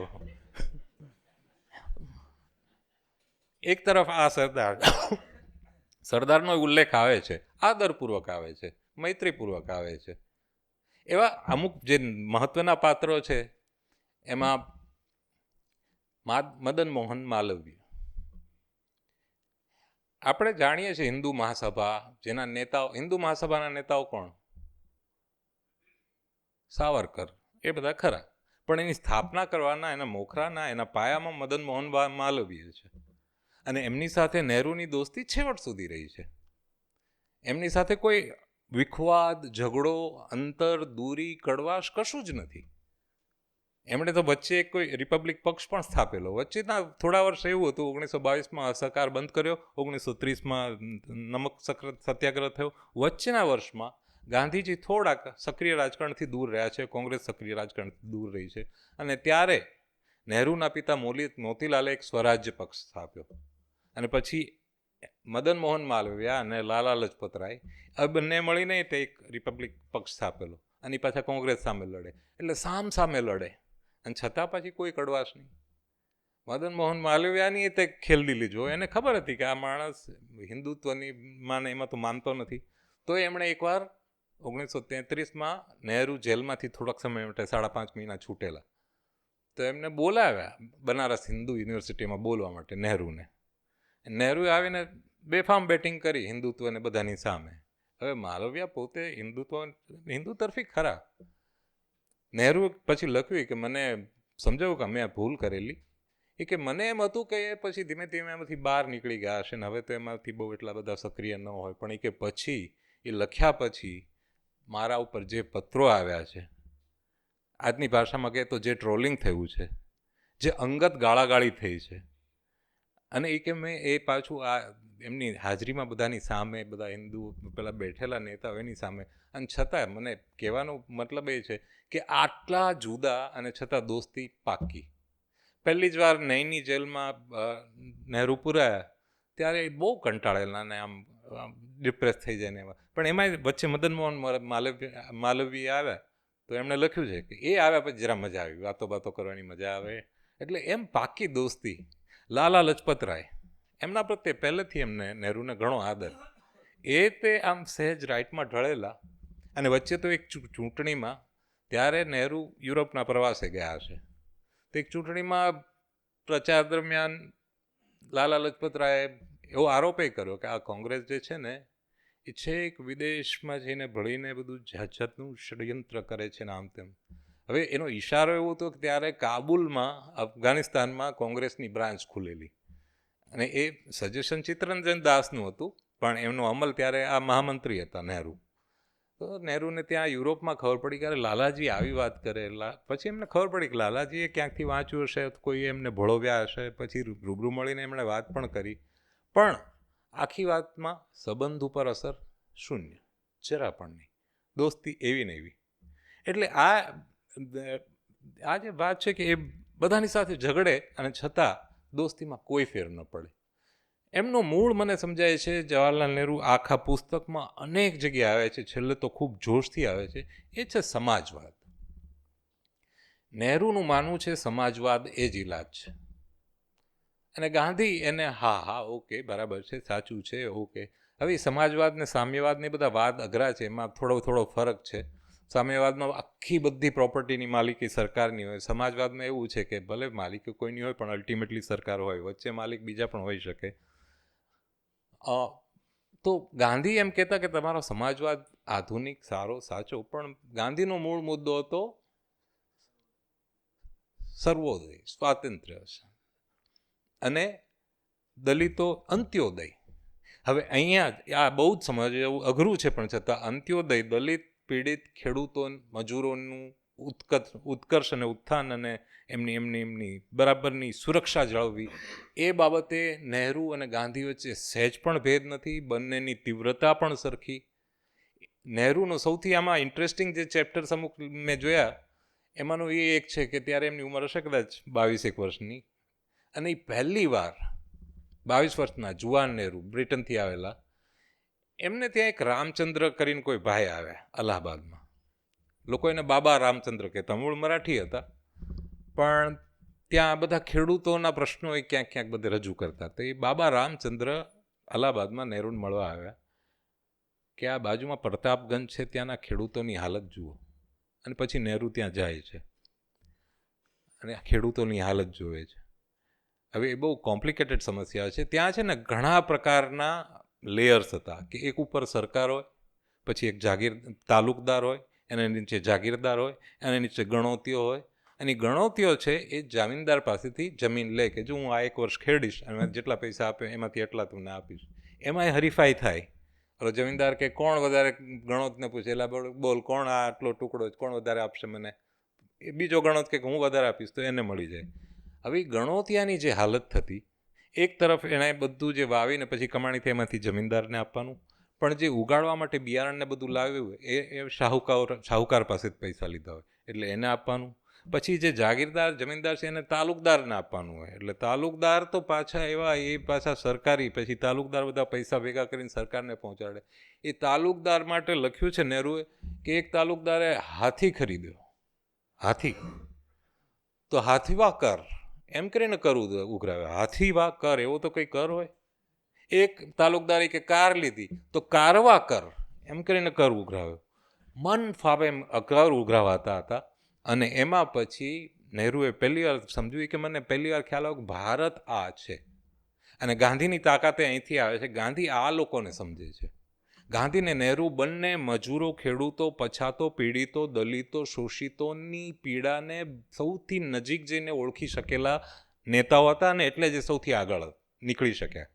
અને આખા પુસ્તકમાં હું તમને કહું, ઠેર નહેરુ કઈ રીતે ખેડૂતોની સમસ્યા માટે લડ્યા અને ભેરવાયા.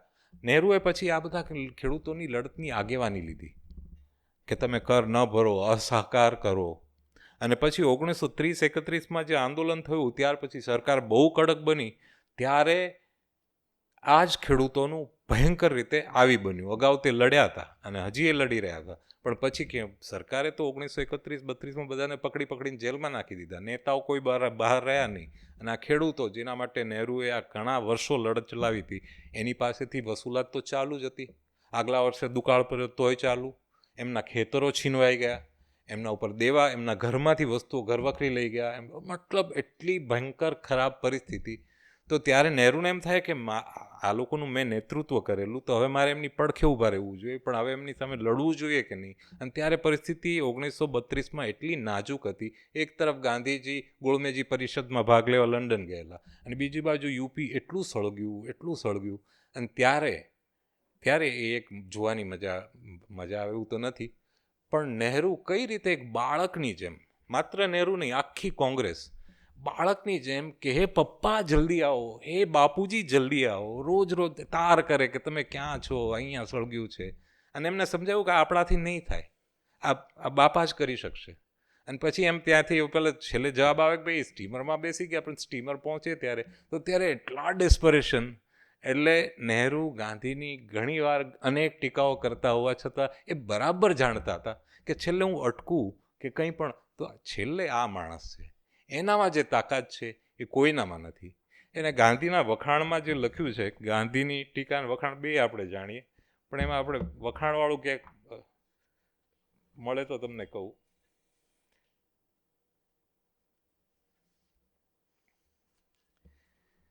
ટીકાય પછી કહીશ, પહેલા આપણે વખાણ જરા સાંભળીએ. ગાંધીજી એ કરોડોની જનતાની જાગૃત અને સુપ્ત ઈચ્છાના અર્ક છે. ગાંધીજી માત્ર ભારતની પ્રજાની આશાઓ અને આકાંક્ષાઓના પ્રતિનિધિ જ નથી, એથી પણ તેઓ વિશેષ છે. એ કરોડોની વિરાટ જનસંખ્યા તેમનામાં મૂર્તિમંત થઈને આદર્શ ભાવને પામે છે. ગાંધી અત્યંત કુશાગ્ર બુદ્ધિ, સુસંસ્કૃત હૃદય અને સુરુચિ અને વિશાળ દ્રષ્ટિકોણ, આ બધાનો સંગમ છે. સંપૂર્ણ રીતે માનવી છતાં રાગ દ્વેષાદી આવેગો તેમજ લાગણીઓને દાબીને તેને વિશુદ્ધ બનાવીને તેને આધ્યાત્મિક સિદ્ધિને માર્ગે વાળનાર આ માણસ યોગી છે. લોહચુંબકની જેમ પોતાના તરફ લોકોને આકર્ષી લેનાર તેમજ ઉગ્ર નિષ્ઠા અને ભક્તિ જાગૃત કરનાર આ એક પ્રચંડ વિભૂતિ છે.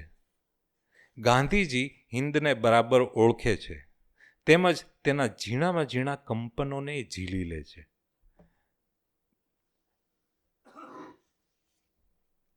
હજી એ ઘણા છે, પણ પછી બહુ ગુલાબજાંબુ એકસાથે બહુ ખાઈએ તો મોઢું ભાંગી જાય. એટલા બધા વખાણ કરે છે. ને એની સૌથી વધારે એક નેતા તરીકે, એક રાજકારણી તરીકે નહેરુ વખાણ શું કરે કે ગાંધીમાં યોગ્ય ચોઘડીએ, યોગ્ય મુહૂર્તે, યોગ્ય મોમેન્ટે, યોગ્ય ક્યાં ઘા કરો, ક્યાં શું કરવું, એની જે આવડત હતી, સૂઝ હતી, એવી કે બીજા કોઈનામાં નહોતી. એમને રાઈટ ટાઈમે રાઈટ એક્શન લેવાની એમનામાં જે ભયંકર કોઠાસૂઝ હતી, એ કે અમારામાંથી કોઈનામાં નહોતી. અને એટલે જ જ્યારે 1931માં યુપીના ખેડૂતોની સમસ્યા ભયંકર સળગી, ત્યારે એનું બહુ જ આમ દિલથી વિગતવાર વર્ણન કર્યું છે કે અમે કેટલા ડેસ્પરેટલી એમની રાહ જોતા હતા. હવે મેં તમને કહ્યું કે આવી બધી લડતો ચાલતી, એમાં મોટાભાગનું એમને યુપીમાં રહીને કામ કર્યું છે. આ જુવાનીમાં આ પુસ્તક તો 1935માં પૂરું થાય છે, અને પછીનો જે ભાગ છે, બાકીના 2 વક્તા છે, એના માટે હું રાખું. બહુ આગળ હું જવા નથી માગતો કે પછી ઘણાને પહેલાં બધા સવાલોમાં રસ પડે કે પછી આ નહેરુનું અને વડાપ્રધાન બનાવવામાં વલ્લભભાઈની જગ્યાએ નહેરુને શું કામ બનાવ્યા ને એ બધા, એ પણ એનો જવાબ તમને આમાંથી મળી શકે. વલ્લભભાઈને બદલે નહેરુને શું કામ બનાવે એનો એક જવાબ કદાચ, એટલે આમાં સીધી રીતે નથી લખ્યું, પણ મને એક આવો લાગ્યો કદાચ જવાબ જે હોઈ શકે. આમાં હું સાચો હું ખોટો એની શક્યતા 51.2% સાચો અને બાકીનો ખોટો. મને એમ લાગ્યું છે કે આમાં ગાંધી અને નહેરુ વચ્ચે જે ચર્ચાઓ આવી છે 1934-35 સુધીની જ, એમાંથી પકડાય છે કે ગાંધી દેશના વડાપ્રધાન માટે નહેરુને શા માટે પસંદ કરે છે? બહુ જ લાંબી ચર્ચાઓ છે અને હું તમને વાંચીને બોર નથી કરવા માંગતો, પણ સમાજવાદ વિશે નહેરુ જે આક્રમણ કરે છે કે ગાંધી તમે છે ને, હવે જે આક્રમણ કરે એના ટૂંકસાર કહી દઉં, ગાંધી તમે છે ને રાજા રજવાડાના ચોકીદાર છો. તમે લખ્યું પણ છે કે તમારા રજવાડા કોઈ અન્યાય રીતે છીનવી જશે ને તો હું તમારા માટે લડીશ. તમે જેટલા મૂડીવાદી છે ને એના ચોકીદાર છો. તમે બધા જે શક્તિશાળી લોકો છે એની પડખે ઊભા રહ્યો છો. તમે એક બાજુ અહિંસાની વાત કરો પણ જે આ હિંસક તાકાતો જે શોષણ કરે છે તમે એના જાણે રખેવાળ છો ને એવા લાગો છો. આવી બધી ટીકા ગાંધી સાથે ઝઘડાના રૂપે ઓલમોસ્ટ એમને કરી છે, લખી છે. અને એ પહેલું પુસ્તકના અંત ભાગમાં જ્યારે એ જેલમાં એકલા બેઠા બેઠા લખ્યું છે, તો એમાં ગાંધીજીની આ બધી જ ટીકાઓ ગાંધીને વાંચીને આનંદ થયો છે કે આ માણસ છે ને મારી ટીકા કરે છે અને પછી સોલ્યુશન આપે છે કે આ તમારી આ જે રીત છે, તમારી રીત એ છે કે માણસે સાત્વિક, પવિત્ર, ચારિત્રવાન, સાદા એવું બનવું જોઈએ. પણ એ તો કે અંગત બાબત થઈ, પણ આખો સમાજ કઈ રીતે આગળ લઈ જવો? તમે ગાંધી, તમે તો અરાજકતાવાદી છો. તમે તો ગાંધીએ એમને પોતે જ કહ્યું હતું કે મારું નેક્સ્ટ સ્ટેપ મને જ ખબર ન હોય, મને છેલ્લી ઘડીએ સ્ફુરે એમ હું કરું, એવું એમણે નહેરુને કીધેલું. એટલે નહેરુ એમને કહેતા કે તમે તો છેલ્લી ઘડીએ તમને જે મનમાં આવે એ કરો. પણ એવું ન ચાલે. આપણે વ્યવસ્થિત પ્લાનિંગ સાથે, આયોજન સાથે, સમાજવાદી એક અભિગમ સાથે, ન મૂડીવાદ ન સમાજવાદ. બાકી આ મૂડીવાદ અને આ બે ભેગા ચાલી જ ન શકે કે આપણા ભારતમાં કે બે ભેગું ચાલે છે કે મૂડીવાદ એ છે અને સામ્રાજ્યવાદ એ છે ને અને કે તમે પાછા ગાંધીવાદ એ ચલાવો. પણ ટૂંકમાં આખી ચર્ચામાં ગાંધીએ એ જોયું કે આ માણસ જે છે ને એની પાસે એક વિઝન છે કે આ દેશ કઈ રીતે આગળ વધવો જોઈએ. બીજું એની પાસે એક બેચેની છે કે ઊભા નથી રહેવાનું, આગળ વધો, આગળ વધો, આગળ વધો, રસ્તા ખોલો, નવી દિશાઓ ખોલો, કંઈક દેશને ઉપર લઈ જાઓ. ગાંધીનું એમ કેવું હતું કે માણસે ગરીબીમાં ગૌરવ લેવું જોઈએ. પણ નહેરુ લખે છે કઈ રીતે ગરીબીમાં ગૌરવ લઈ શકાય. ગરીબી પાપ છે, દરિદ્રતા કે મને તો એના પર ભયંકર ચીડ છે. એ કે તમે ગરીબ લોકોને આમ ગરીબી તરફ લઈ જવાની વાતો કરે, પણ હું એમ કહું છું લોકોને ગરીબીમાંથી બહાર લાવો. ગાંધીજી પણ એ મતના હતા કે લોકો સાવ ગરીબ રહે એમ નહીં, પણ લોકોની અરમાનો બહુ ન જાગે એની ગાંધીને ચિંતા હતી ખરી. પણ એ આમ હસીને પ્રેમથી આખું સાંભળતા રહ્યા, જોતા રહ્યા. એમને એમ લાગ્યું કે આપણે જ્યારે હું નહીં હોઉં ને પટેલ નહીં હોય, એ ગાંધીને ખાતરી હતી કે પટેલના આંતરડા કેટલા ઢીલા હતા ને બહુ લાંબુ નહીં જીવે, એમને ખબર એ હતી. અને ખરેખર 2-2.5 વર્ષ પછી, આઝાદી પછી એ ગુજરી પણ ગયા. તો એક નવા જન્મેલા દેશને લોકશાહી સ્થિર થાય, એને એક દિશા મળે, એની ફિલોસોફી હોય, એનો એક વિચારશીલ માણસ એને દોરવણી આપી રહ્યો હોય, એવું બધું વિચારીને, અને ખાસ કરીને સમાજવાદ કે મૂડીવાદ, કદાચ ગાંધીને એવું લાગ્યું હોય કે સરદાર છે એ ચરોતરના બહુ જ અસરકારક, એફિશિયન્ટ કાર્યને અમલમાં મૂકનારા એવા પટેલ છે, પણ એ મૂડીવાદ તરફ ઢળી પણ શકે. અને કદાચ એમને એમ નક્કી કરવાનું આવ્યું હોય કે ભાઈ મારે મૂડીવાદી નેતા મૂકવો કે સમાજવાદી, એવું કદાચ હોય તો એમને એમ થયું કે એને કરતાં સમાજવાદી સારો. આવું હશે નહીં, પણ તોય તે આ બધી ચર્ચા તમે છેલ્લે વાંચો ને તો તમારા જ મનમાં વિચાર આવે કે આજે નહેરુ અને ગાંધી વચ્ચે જે મતભેદો છે, તો એ મતભેદોમાંથી ગાંધીને ઉલટાનો નહેરુ પર માન કેમ થયું હશે. એકવાર વચ્ચે 1934ની આસપાસ ગાંધી એમ કહ્યું કે નહેરુને જ કહ્યું કે યાર હવે છે ને મને થોડોક ટાઈમ હું કોંગ્રેસથી દૂર રહું. પછી ઘણાએ પૂછ્યું ભાઈ તમે આ કેમ સક્રિય કોંગ્રેસથી દૂર રહ્યું?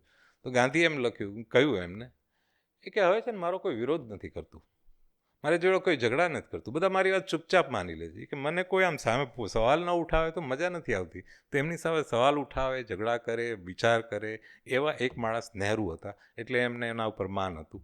તો આવી બધી વાતો ખૂબ જ છે.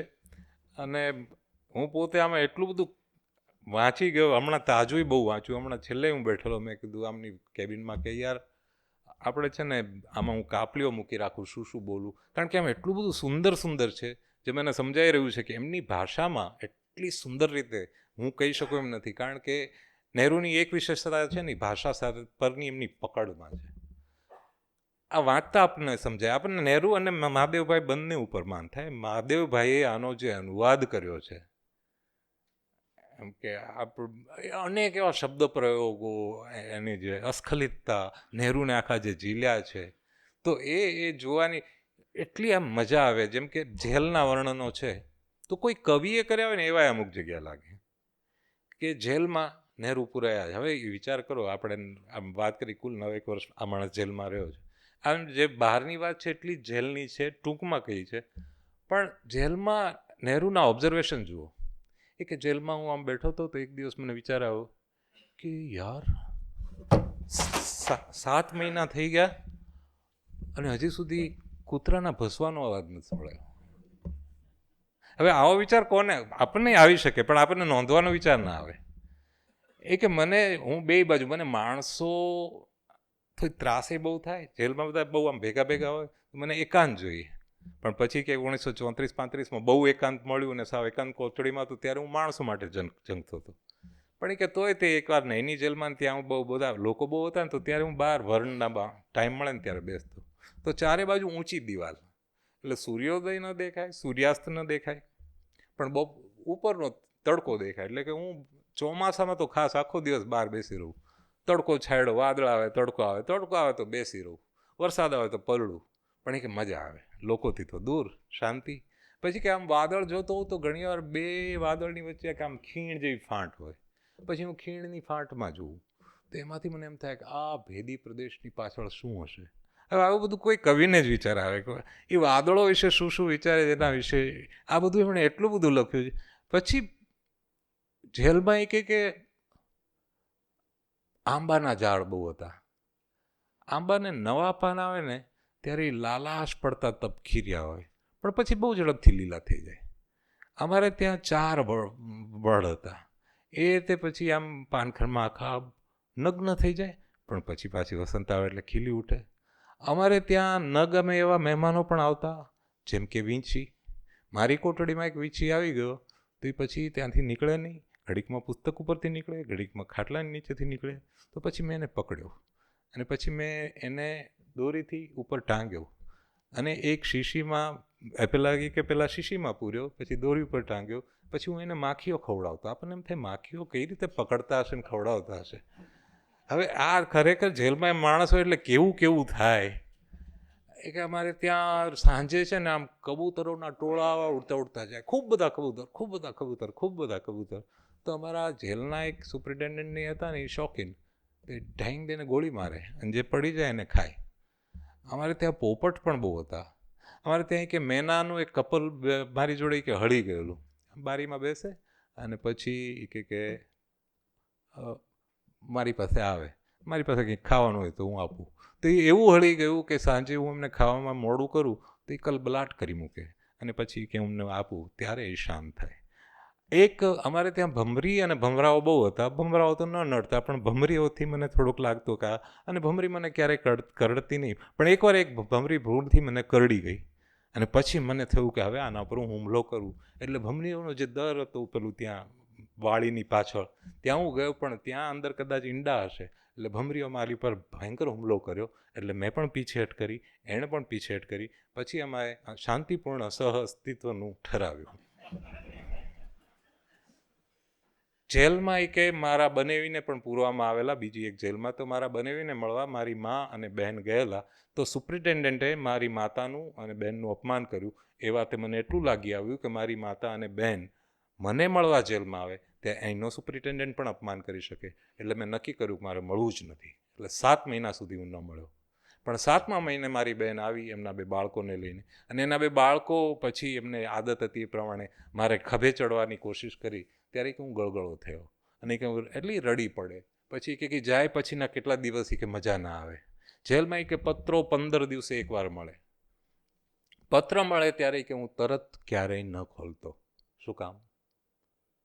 આ શબ્દો એમના નથી, પણ તમને સમજાવવા માટે કહું છું કે માની લો એક માણસને બાળકને ચોકલેટ મળે તો એ શું કરે, પહેલાં ઉતાવળી હોય તો તરત ખાઈ લે, પણ બીજું હોય તો કે આમાં મજા આવશે, થોડી વાર રમે, આમ ઝડપથી ખોલે નહીં. કોઈ માણસ વાઇનનો શોખીન હોય, એમ વાઇન મળે એટલે પહેલાં તો આમ ગોળ ગોળ ઘુમાવે, પછી આમ સૂંઘે, હા, પી જાય તો ખૂટી જાય. એટલે બને એટલું ખેંચું. પત્ર એ કે હું બને એટલું ખેંચતો ખોલવા બાબતે. મને એમાં બહુ સુખ મળવાનું છે. એટલે કે પત્ર સાથે ઘણી વાર સુધી રમ્યા પછી હું એને ખોલતો. આટલાય કે ઝીણા ઝીણા સુખ માટે જેલમાં માણસ તરસતો થઈ જાય. જેલની માણસના મગજ પર કેવી અસર થાય એના વિશે એમણે બહુ જ વિગતે અને બહુ સરસ સુંદર છણાવટ લખી છે. અને એનો પ્રભાવ તો આપણે આ પુસ્તકમાં જોઈ શકીએ છીએ કે કેટલો એક માણસને એ તોડી પણ શકે. અને એમને છે ને છૂટ હતી પુસ્તકોની ને એની, પણ તોય તે મેં એક પુસ્તક મગાવ્યું, ફોલ ઓફ ધ વેસ્ટ, પશ્ચિમનું પતન, કોઈ અંગ્રેજી લેખકનું હતું. તો મને તરત નકાર કરી દેવામાં આવ્યું, આ તો ભયંકર ટાઇટલ છે, કે આવા પુસ્તક તમને નહીં મળે. એટલે આવી પણ છતાં પુસ્તકો એમને મળતા, પણ બીજા બધાની શું હાલત થાય. પછી જે બધા જુવાનિયાઓ, અમુક કે મને નૈની જેલમાં જેવા મળ્યા કે જેને મેં અસહકાર આંદોલન માટે તૈયાર કરેલા ખેડૂતના જુવાન કિશોર છોકરાઓ હતા, અને એ લોકોનું ત્યાં શું હાલત, કેવી ખરાબ જિંદગી. ત્યારે મને એમ થતું કે એક નેતા તરીકે મેં આ લોકોને કહ્યું કે ચલો લડો, ચલો જેલમાં જાઓ, પણ પછી એમનું શું થાય, આ બધી મારી એ જવાબદારી બને. એટલે ઘણા મનોમંથન, ઘણું એમનું આખી દુનિયાના માણસોનું મન કઈ રીતે ચાલે છે એમાં એમને ખૂબ રસ છે. આખી દુનિયાના શાસનો કઈ રીતે ચાલે છે એમાં એમને ખૂબ રસ છે. વૈશ્વિક પ્રવાહો કઈ રીતે ચાલે છે એમાં એમને ખૂબ રસ છે. આશા એમનામાં ખૂબ છે. અને સાથોસાથ નિરાશ પણ જલ્દી થઈ જાય, હતાશ પણ જલ્દી થઈ જાય. લોકો સાથે ન મળીને એમને સહકાર ના આપે ત્યારે એમને જે તકલીફ થાય એ બધી પણ વર્ણવે. એટલે આશા, નિરાશા, જુસ્સા, હતાશા, આ બધાની ઉછળ કૂદની આમાં બહુ તમને મજા આવે એવું છે. આમ હિંચકાની જાવ, આમે જાય, આમે જાય. અત્યારે જેમ હું બોલું જેમ આમે હું જાઉં, તેમે જાઉં, પણ છતાં એમાંથી પ્રગટતો રસ, એક દેશ પ્રત્યેની નિષ્ઠા.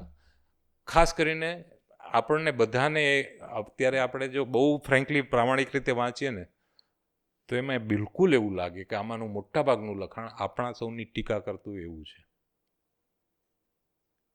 કે એને દિવાનખંડી એવો શબ્દ વાપર્યો છે કે આ બધા દિવાનખંડી યોદ્ધાઓ બહુ હોય. અને પાછા એમાંય પાછા ઘણા તો દિવાનખંડમાં યોદ્ધા ના હોય, કે રાષ્ટ્ર માટે કંઈ કરવાની ખેવના જ નથી કોઈનામાં.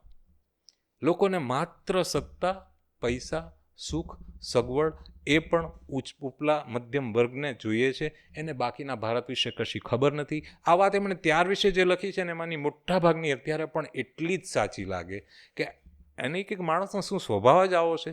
માણસ સ્વભાવ જ કે સ્વાર્થી હશે, કે આમ બસ પોતાના લાભ જુઓ, બીજા માટે કંઈ નહીં. હવે એમણે ખરેખર પોતે લાભ છોડીને, વેઠીને, ઝઝૂમીને, જોખમો ઓરીને એમણે પોતાનું આનંદ ભવન છે એ પછી આપી દેવું પડેલું. એની પોતે કાર નહોતી રાખી, એ પોતે બહુ વૈભવમાં ઉછરેલા, પણ છેલ્લે એમને ઇન્દિરાને યુરોપમાં ભણવા મોકલવાની હતી તો એ તે પૈસાની સગવડ કરવી પડી. એમની માતાની સારવાર માટે પછી એમને છેલ્લે આર્થિક તંગી પણ હતી ખરી, એકદમ છૂટ નહોતી.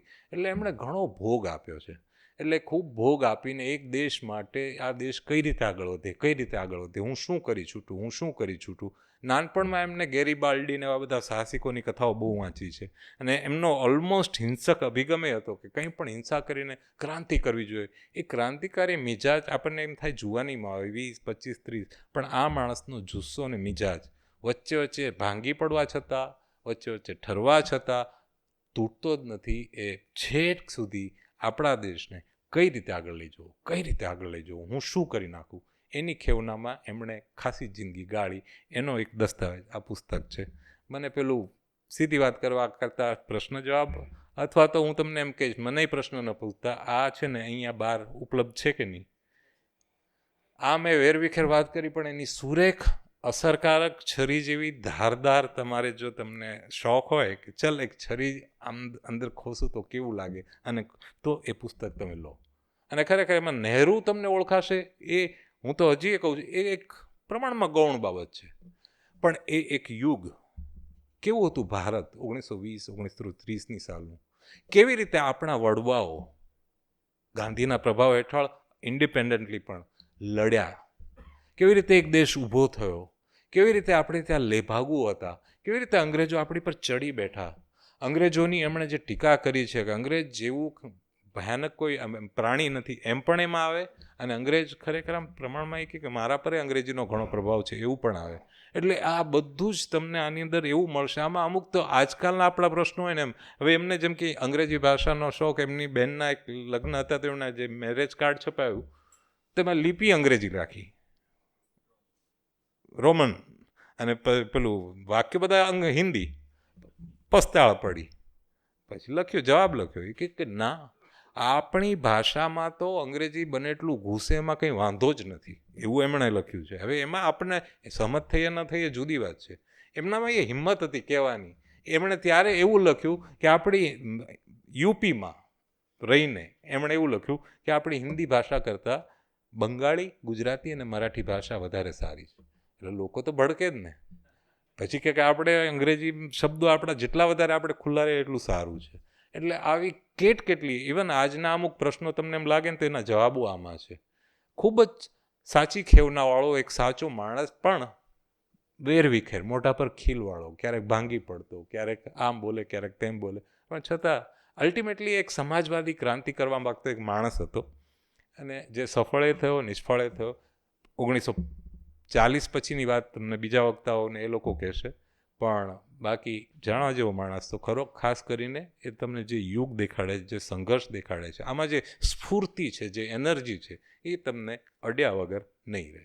અને એમાં તમને બીજા અમુક ઘણા પ્રશ્નોના ઉકેલો પણ મળશે. જેમ કે આ કોમવાદની વાત એમણે ઓછી લખી છે, પણ એ વાંચીને મને એક કલ્પના આ વાંચતા થયેલી. એ જે કહેવા માગે છે ને એ છે કે કોમવાદ એક સમસ્યા છે. કોકડું શબ્દ જ વાપર્યો છે, કોમવાદનું કોકડું છે.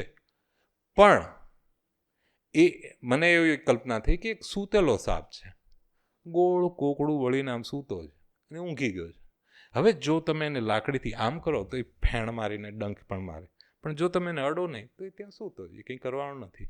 આ વસ્તુ એમણે બહુ જ આમ સિફતથી ને સરસ રીતે કહી. આવું ઘણું તમને આમ સમજવા મળે કે આ દેશ શું છે, દુનિયા શું છે. દુનિયામાં એમને એટલો બધો રસ છે, એટલે આખા વિશ્વને, માણસને જીવન કેટલું જોશીલું ને સ્ફૂર્તિપૂર્ણ હોવી જોઈએ એની જો તમને પ્રેરણામાં બહુ રસ હોય તો પ્રેરણા આમાં મળે એવી જ છે. અને પાછી આ પ્રેરણા સાચી.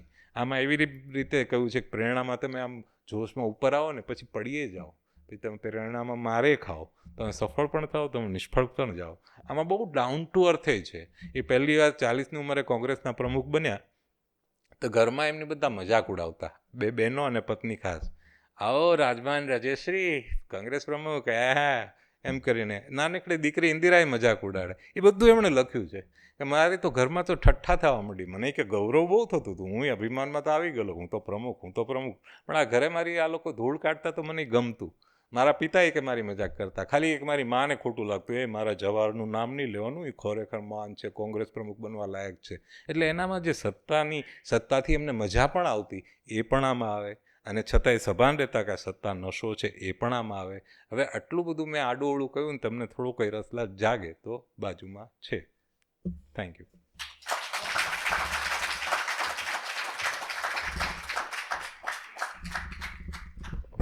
ખૂબ ખૂબ આભાર આદરણીય દીપકભાઈ.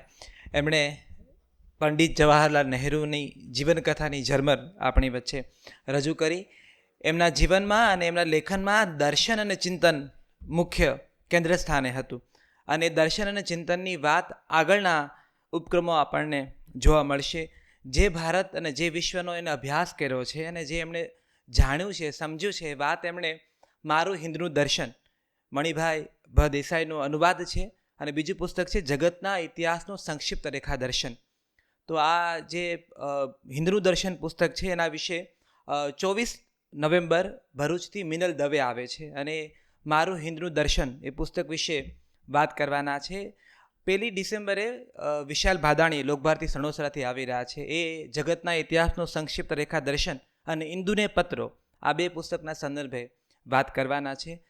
એ પછીના કેટલાક ઉપક્રમોની ટૂંકમાં વાત કરું તો 15 ડિસેમ્બરે નવજીવન ટોક્સના 100 કાર્યક્રમો પૂરા થાય છે. તો એ 15 ડિસેમ્બરના રોજ કચ્છ ડાયરી, છેલ્લા 3 દાયકાથી કચ્છ સાથેના પોતાના અનુભવો વિવેક દેસાઈ આપણી વચ્ચે રજૂ કરવાના છે. તો કચ્છ ડાયરીનો એ 15 ડિસેમ્બરનો પ્રોગ્રામ છે. પછીની 22 તારીખે વિક્ટર હ્યુગોની નવલકથા લા મિઝરેબલ, જેના પર દુખિયારા નામે ગુજરાતી અનુવાદ થયો છે, એના વિશે વિક્રમ ભટ્ટ ભાવનગરથી વાત કરવા આવવાના છે. અને અંતે 28 ડિસેમ્બરને શનિવારે રાજેશ વ્યાસ મિસ્કિન કાવ્ય ગોષ્ઠી ઉપક્રમ અનુસાર પોતાની કવિતાઓ વિશે અને કવિતા સાથેના પોતાના સંબંધ વિશે વાત કરવા પધારવાના છે. આ અમારા આવનારા ઉપક્રમોની વિગતો છે. દરવાજા પાસે ડાયરી રાખી છે, આપ આપનો વોટ્સઅપ નંબર ત્યાં નોંધાવી શકો છો. તો વીતેલા કાર્યક્રમની યુટ્યુબ લિંક અને આવનારા કાર્યક્રમની વિગતો આપને પ્રાપ્ત થશે. નવજીવન ટ્રસ્ટના ચેરમેન વિવેક દેસાઈ, અમારા પરામર્શક કપિલ રાવલ, શિલ્પા દેસાઈ, ટ્રસ્ટી સોહમ પટેલ વતી દીપક સોલિયાનો આભાર માનું છું કે તેઓ પધાર્યા. નવજીવન ટોક્સની મારી ટીમની નોંધ લઉં છું. આપ સૌનો આભાર માનું છું કે આપ બહોળી સંખ્યામાં અહીંયા પધાર્યા અને આ કાર્યક્રમને સફળતા આપી. બિલકુલ મારા ડાબા હાથ ઉપર અહીંયા હેરી પોટર ગલી છે, ત્યાં હૃદયકુંજ નામની પુસ્તકોની નાનકડી દુનિયા વસે છે. તો નહેરુના આ તમામ પુસ્તકો પર આખો મહિનો 20% ડિસ્કાઉન્ટ છે. તો આ જે મારી જીવનકથા, હિન્દુ દર્શન, જગતના ઇતિહાસનો સંક્ષિપ્ત રેખા દર્શન અને હિન્દુને પત્રો, આ બધા પુસ્તકો પર 20% ડિસ્કાઉન્ટ છે. આપ ત્યાં એ પુસ્તકો પ્રાપ્ત કરી શકો છો. શુભરાત્રિ.